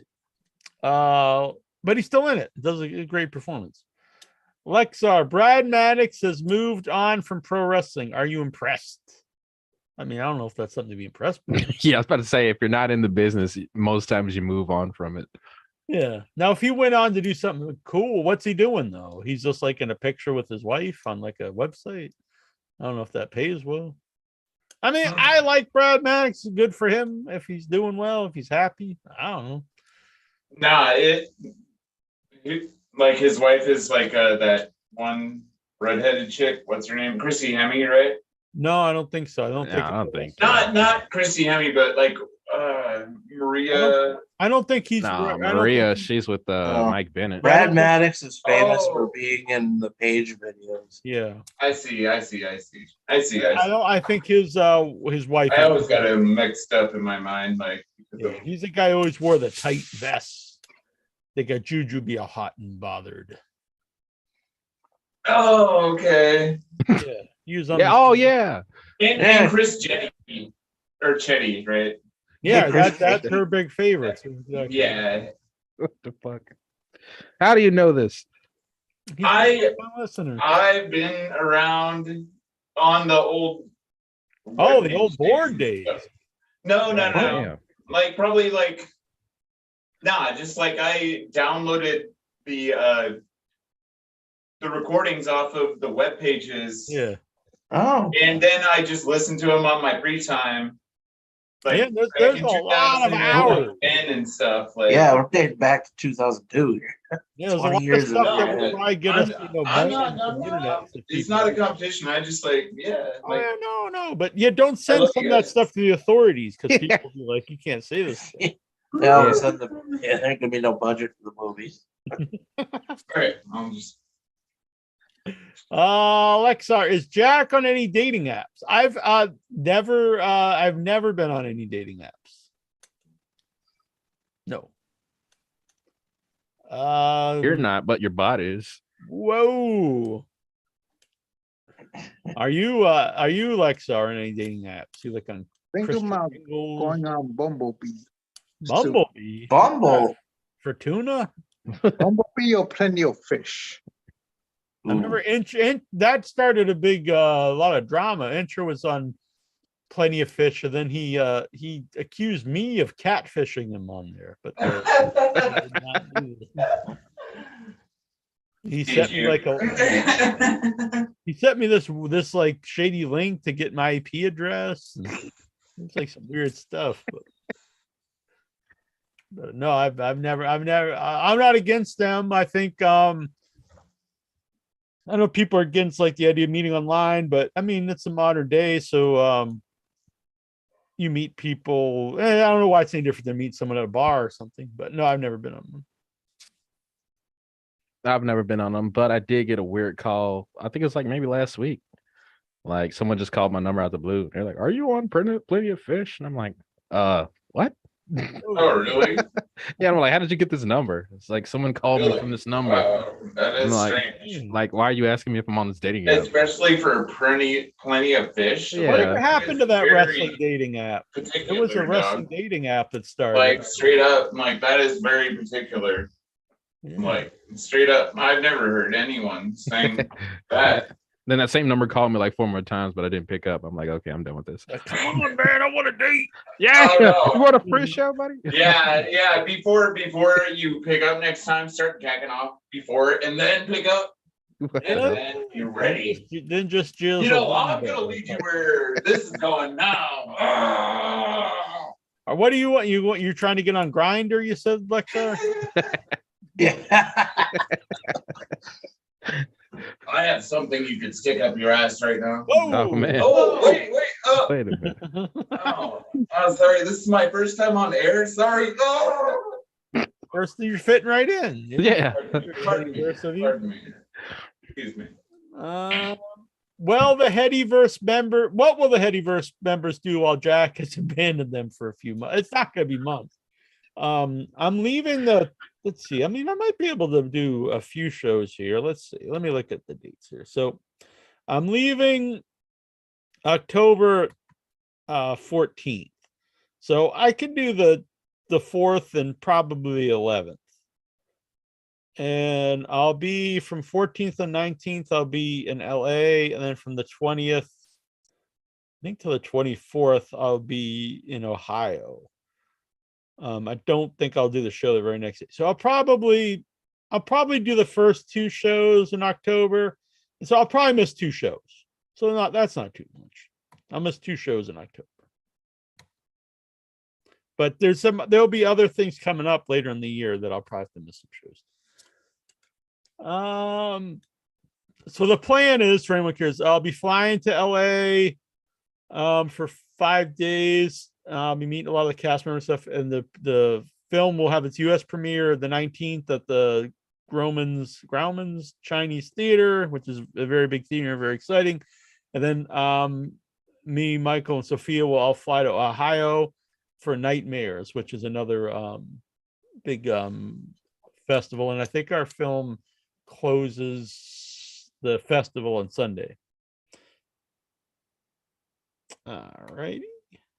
I believe Annabelle's actually going to fly out too for the LA premiere. Yeah. And Headyverse member Diego Santo is coming out. Oh, it'll be cool. Maybe some other Headyverse members will make their way out there. Oh man. I know Geraldine, I can't see, but we will be having one in New York at some point, and then she's going to try to come to that. So, Lexar, what's your favorite network logo in your head? I don't have an answer for that. Lex. CBS Sports. My favorite logo of all time. You know why? And it's not even because of CBS Sports. It's because Lexar made it famous. Yep. The logo Lexar made famous. Exactly. The face. They should hire Lexar to be the spokesman for CBS Sports. The social media manager. Gogo saying, "We got a commie here. You with the Russian whores?" Hey, they're not whores, they're sex workers. Pepe Potit says, "Did you know that was a stunt double that went down the stairs?" I don't think that's true. Maybe it is. I don't think it's true. Was that Gowan? Nah, that would have took a lot. Yeah, I don't think that's him on the Hell screen. yeah. Hell yeah. Like it was a camera break and he stopped it right before he threw him down the stairs. I'm pretty sure Zach Gowan knows how to take a bump. Yeah. Fuck yeah. Now we gotta hire a one-legged stunt double. Yeah, he gets paid double scale. Like, Would you rather eat Tide Pods or chicken covered in NyQuil? You know, I got my Tide Pods here. That's what I'm snacking on right now. So that is the new fucking trend. Yeah. I would have to say I'm neither, but if I was forced, it would be the chicken and the NyQuil. At least both those things are edible. What? Tide Pods are edible. I gotta find that photo of me eating those Tide Pods. One sec. And they're nutritious. They're like apple flavored. Oh, really? Apple. You ever just suck on them till they pop? Oh, yeah. Nice. Would Jack take Amtrak to any of his trips in the future? I'm not against it. That'd be I've never sweet. actually traveled by a train besides like the Sure. T or the commuter rail, but hot damn. Hell yeah, look at that. There we go. Nah, Me eating the Tide Pods there. One sec. Let Oh, me get the yeah. whole thing in shot. Yeah. God did damn. you just swallow it whole, or did you like let it digest? Or how did that go? It's just like regular food. You just chew it, and then after you're done chewing it, you just swallow it. And Then it explodes in your mouth, and then you like choke to death, and like it explodes in your mouth, all over your mouth. I mean, however you want it to explode. in between your teeth and gums and This shit. is just like the Well, dating. it's like it's Lexar. It's like just all the media scrum you can drink. Ew. Lexar's I'm gonna out. rub one out. Night, Lexar. See, I got Lexar all hot and bothered. I think I gotta go too. For Oh. some Tide Pod action. Jack and Annabelle were invited to a daytime talk show to promote their films. Would they go? Annabelle's not involved in the movie, actually. Will Jack go to any casinos in a different state? Sure. Why wouldn't I? Travis Sandal, Jack and Intro 2024. Yeah! Enter my VP. Boom, boom, boom. Or enters my Monica Lewinsky if you catch my drift. No. Yeah, like that. Will Jack visit London more often now that Charles is king? I would love to. I actually really do like London, but it's pricey. Actually, it's not pricey expensive meatball. to stay there, but it's expensive to fly there. Just take a boat next time. No. I'll take it. Maybe I'll get on this Amtrak that Lexar's That'd be talking. sweet. Take the Amtrak to London. Oh, man. Yeah, just park the. Yeah. You're gonna build the bridge. Fuck the wall. Let's build the bridge. You Yeah. just drive onto a boat, and then it just drives around the boat the whole time. So it makes you, yeah, it's kind of like the flat earth. It's all a scam. We just think it's a bridge, but it's really just a moving boat. Yep. That's all it Fucking is. awesome. Oh. The Miz introduced his Miz Force of security people. Whatever. Do we still have the Space Force now? We I do. never hear about Space Force anymore. The Miz introduced his Miz Force of security people this week on Monday Night Raw. Should Lexar join? Hell yeah. Yeah, why not? Yeah. Lexar replied, It's I want to fun. join damage control instead because he wants to get next to the hot women's. Bailey's ass. I don't think they're accepting applications. Like, I want to get freighted up that ass. Oh, man. If he was still here, I'd ask him if he'd If he'd let Io Sky go choppy pee down. Bearded Intro wants to know, how much are you charging to do movies if I want to cast you? Well, you have to I don't want to mention that online. You're going to message me. I have done some acting since the last movie.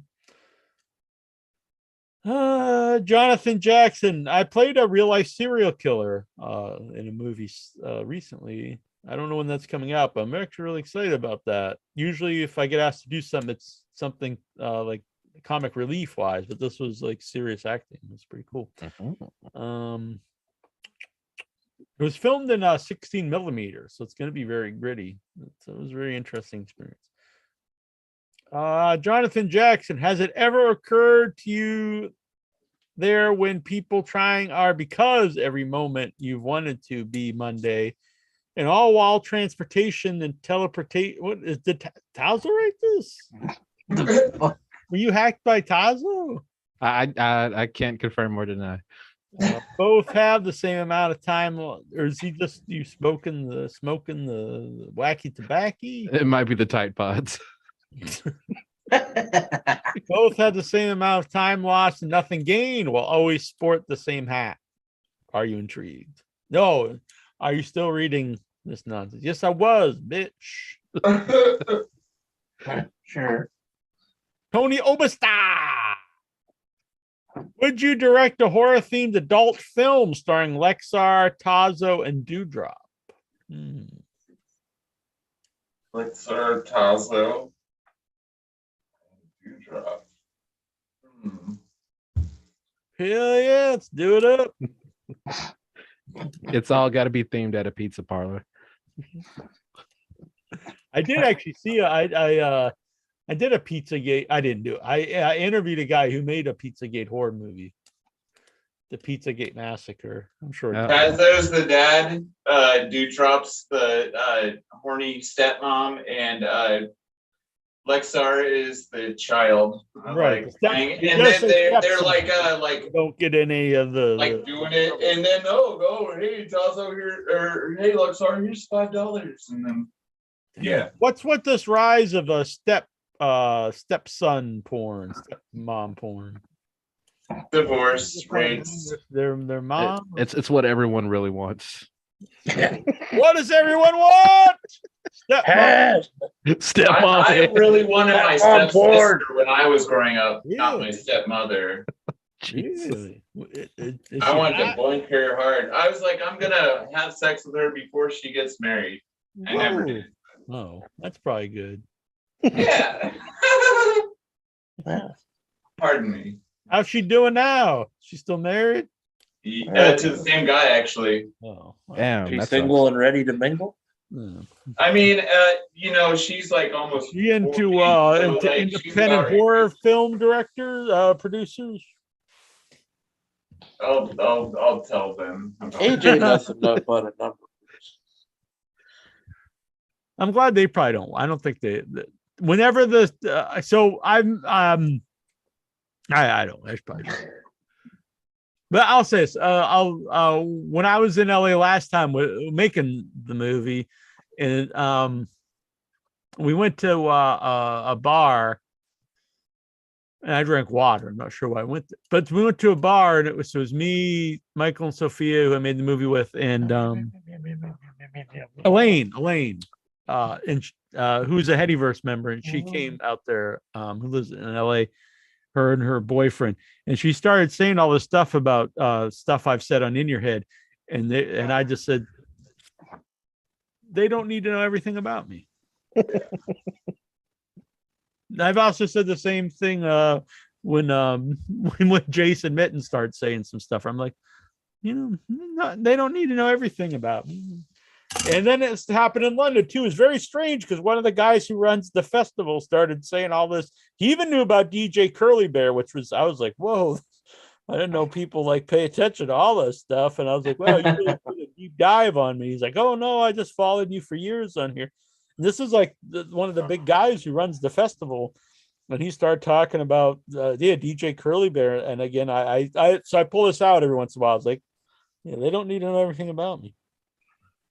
And then Sophia was just like, "You're not dropping like N bombs on the raps." I was like, "No, no, it's fine." That's the next album. Yeah. DJ Curly Bear.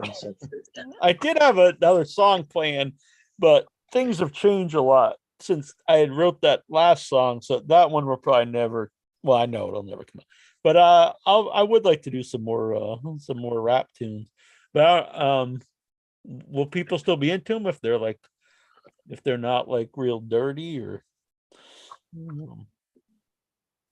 I mean, if they were talking about them at just random places, I'm pretty sure the world's ready and willing for another. That the DJ Curly, give me that fat ass. It legit went to #1 in the hip hop charts on Reverb Nation. Like that's not something I make up. It really did. It was very bizarre to me, and I still get emails once in a while, like trying to like saying if I was interested in doing like live like performances at like gigs in New York where it's like a bunch of and like part of me is like wants to say yes, but then like what if they accept? Like I'd have to go and like actually perform. Give me that fat ass. You gotta do it up. It would be awesome, but like I don't. John, well, you know now if the movie thing doesn't work out, you know. I've said this to people not to keep making stuff because now if I want to keep going to these festivals after the movie run, like this movie run, I have to make another one. Oh yeah. Has it ever occurred to you? This is Jonathan Jackson, by the way. Jonathan Jackson! Has it ever occurred to you that I did that one already? Yeah, you did it already. Not fucking again. Tony Elberstar. Why are hemorrhoids in your ass, but asteroids are in the hemisphere? One time my brother was like, "Hey man, have you ever gotten hemorrhoids?" And I was like, "No." Because I mean I had, but I don't want to discuss it with him. Right, with your brother. But yeah, I felt kind of bad afterwards because he was trying to open up to me about it. Yeah. So I feel bad. Like you're gonna bond over hemorrhoids. It was your one shot. Yeah, and I'm like, no, dude, I don't want to talk about hemorrhoids. Yeah. Oh, when I mentioned earlier about Tazo hooking up with roids, I meant steroids, not hemorrhoids. Well, I don't know. Maybe both. I don't know. Yeah. A lot of weird stuff. There's people out there, yeah. Like putting it in a hemorrhoid, like. Yeah. Let me see those hemorrhoids. Yeah. In your hemorrhoid. That's going to be our next podcast. So bring a needle. No. Maybe I should make a. Now I want to make a Slasher Man style and instead of the old Asteroids game from the 80s, it would just be hemorrhoids. Brian Matthew Klutz wants to know, what did you do to celebrate the 100th anniversary of the release of Haxan? What the hell is that? Haxan. You don't have to turn off the I'm sorry for. What is Haxan?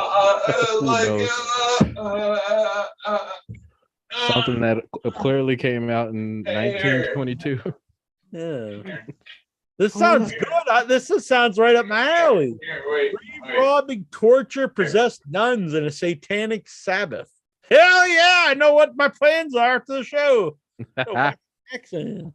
Or I might just go recreate this in my own. Uh-oh. It does sound good, actually. I've never seen that. I know last year was the 100th anniversary of Nosferatu, which is a movie I actually do like. Go, not dropping N-bombs, just F-bombs. There is a show, I should not mention this, where I do say the N-bomb, but it's actually in a quote of someone. It's not like I'm not saying like boom. Actually, I don't think it's on the website anymore. Now that I think. That's the one El Oob's holding on to. I think it was a Friday Night Fever. It was I was reading. It really wasn't in touch. I was reading something, and it was quoted on there. I think it was a wrestling group that used it in their name, and I was just reading it, and I was like, "Holy shit!" But I don't remember what it was. But it was a wrestling group. Was it those guys in PWG? It might have been. I'm not sure.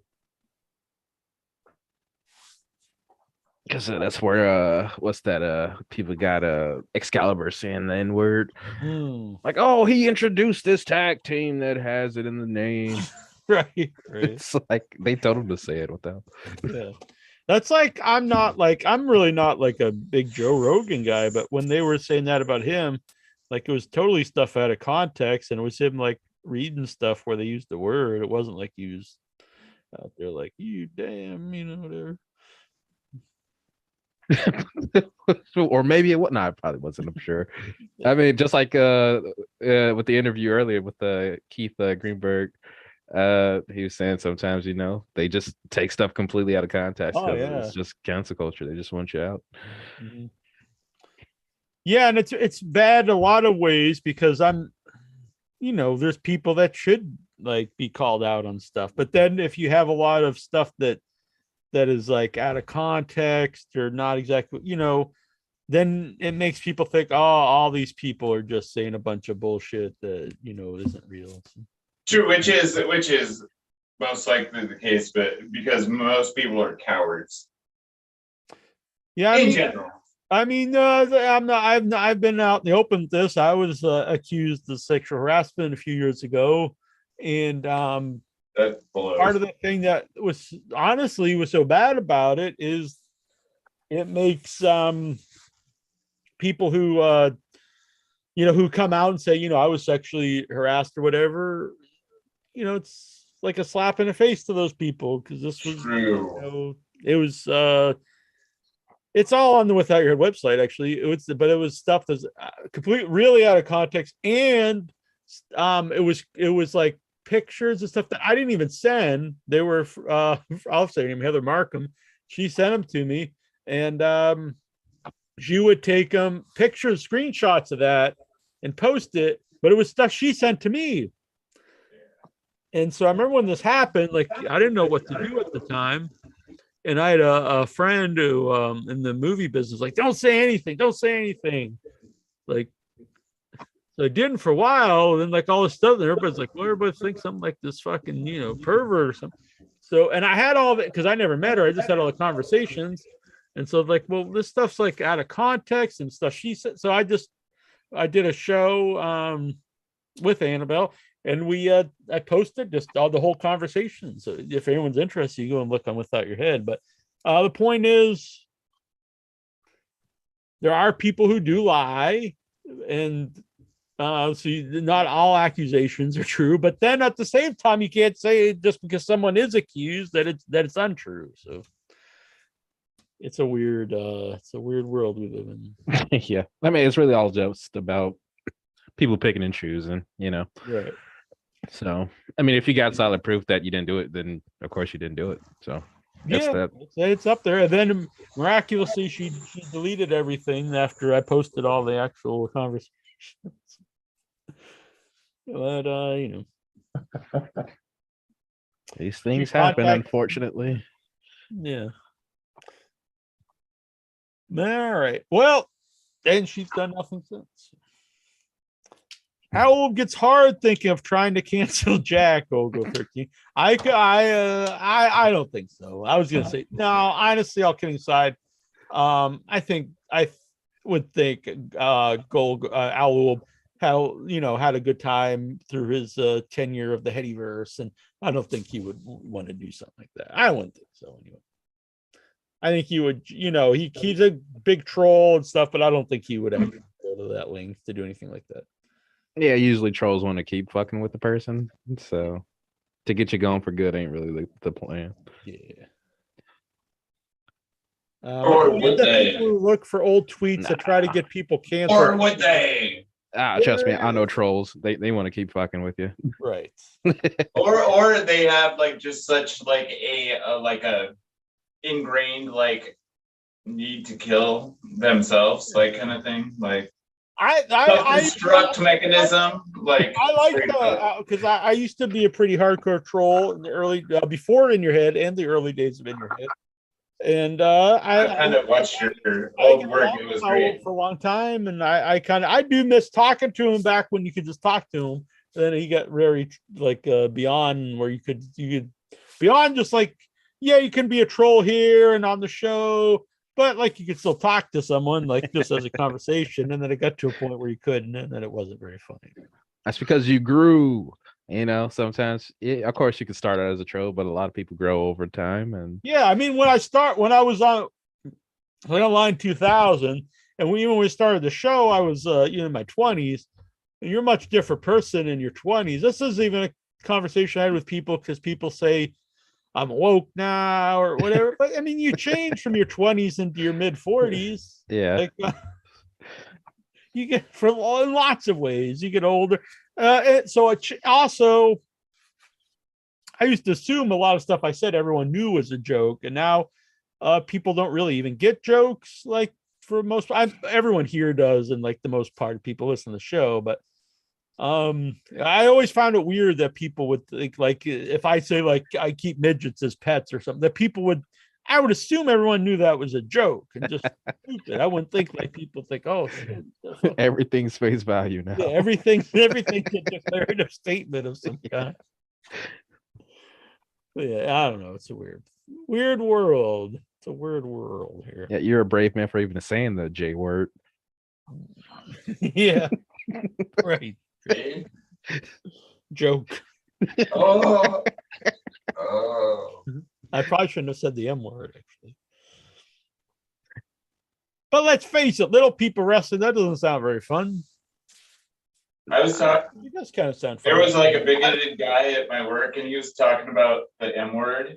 And I was like, but I said zippity doodad, and he was talking about midgets, and I'm like, those are munchkins. They are not midgets. Munchkins are mythical type creatures. Yeah, munchkins are actually the holes out of a donut. At least that's what we call them here in the Northeast. Sure. Anyway. So you're trying to say little people are tasty? Yeah. Is that what you're saying? Eat them up. They got a nice gooey center. That's why you don't see them wrestling anymore. They got all eaten. Oh man. That's why they weren't in like all these new Hobbit movies. They just had to use regular people, make them look small. Yeah, CGI them smaller. The only one left is the guy from the Game of Thrones show. Or it's like dwarf on golf, like everyone's walking around on their knees and stuff. Yeah, that's what I would do if I made a movie like that. We got to bring back dwarf. Yeah, the dwarf technology. That would have been awesome if they did that for Lord of the Rings. They just had just on their knees with like big fake feet. All right, there's no dwarf wrestling promotion. Well, Pepe Petit says there is. Oh, there is. I thought he said no. All right. Well, I think we've learned a lot. I think we've grown as people. I think we've bonded as friends. Oh, definitely. Tazo's still pissed, but we're moving along. I still don't understand what Tazo was so mad about. I don't know what he's. All kidding aside, I wish Tazo well. I like Tazo. I love Tazo for like 20 years. Maybe not 20 years, but a long time. Actually, I do think about 20 years. Probably 17 or 18 years. But I think he's a good dude. And all kidding aside, I do think some of his stuff is wacky act, but some of it isn't. And I do wish he would. I love Tazo. Step back from some of the personally QAnon. I love Tazo. I like him too. That's why I wish him well. I wish I don't want him to see him go down to like this dark dark times where Uh, he's gonna like. I want to talk to Tazo. My brother has been to prison like 7 or 8 times, and me and him, my brother, are like 10 months apart in age. Like, so I don't know. Like, I can understand like people who like. Maybe you can do him some good. Maybe you can, talk him off the ledge. Anyway, like, no, I love the Headyverse, and I will do anything to help you guys out. And like, yeah, I love being here, and that. I think I love you're a Tazo great too. member, and I'm glad that you zoomed in. No, I'm so happy, and I will again also. Thank you for having me. Yeah, of course. Are you? You don't have to be, but I was just wondering. Are you on the Facebook group? No, but yeah, I will. Yeah, I don't like going on Facebook, but I will just like to go by and share things pertaining to your guys' group. Definitely, and I'll keep it classy. All right. Yeah, it's a very classy place. True. Okay. Thank you. The classiest. It is exactly. Mr. Jackie Jim. Yeah, it's just like Bianca Belair. It's the best. It's the classiest. All right. Bring back the old school message board. Gogo 13 says, I tried, but look, I just like I say, you can't fight the audience. I can't fight time. And time has moved past message board. So as much as it would be fun to bring it back, I just don't think it's something that's doable. And I'm as guilty as a lot of people. I bring it back, but then like I don't go visit it. I would visit it and be like, hey, let's bring this back. And then I'll think about, going there for 3 or 4 months. It's just like Facebook, social media, it's there. Everyone else is there. My family's there. So it's like I'm there. I don't know. Leave the memories alone. Yeah, it's cool when it happened, but I don't think you can go back to message boards. I don't think it would happen, unfortunately. Or fortunately, I don't know. Maybe it's better if my family isn't around. I don't know if I want my family reading all the stuff I post. My family's weird, so that's fun. All right. There are occasions I block them from what very, very rare, very, very rare to block anyone from what I post. All right. Just bring it back so I can read the old post. Oh, is it not there at all? Can you not even access it? I thought it was accessible. I'm pretty sure it was. I'd have to check into it. Maybe it's been deleted because I remember posting it, I think last year in the Facebook group and to try to, bring it back. And I remember people were going there for a little while. So I think it's still there. Probably unpublished or the webmasters deleted it. Is it on the website? There's probably a link somewhere. I'm not sure where it would be. Oh, wow. Crazy. I don't know. And he says you can't. I don't know. Tyler's our webmaster, but I don't remember the. That's crazy. Something may have happened because I think it used to be free. Yeah, I was gonna say server side. Sometimes if it's old servers, if something happens, it just gets deleted. And, right. If you didn't have it backed up, it's just unrecoverable. Yeah, it's like straight up. But don't worry about it. I don't think you want everybody to read all the posts anyway. I'm pretty sure some people wanted to see like the old stuff, but just like in context, like today's, like nowadays shit. Like you probably saved yourself a headache. Like, I think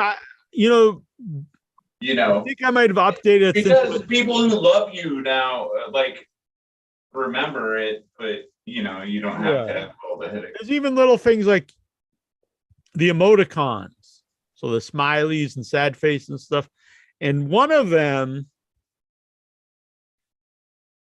that I created and put there is something that you shouldn't use anymore. I'll just say that.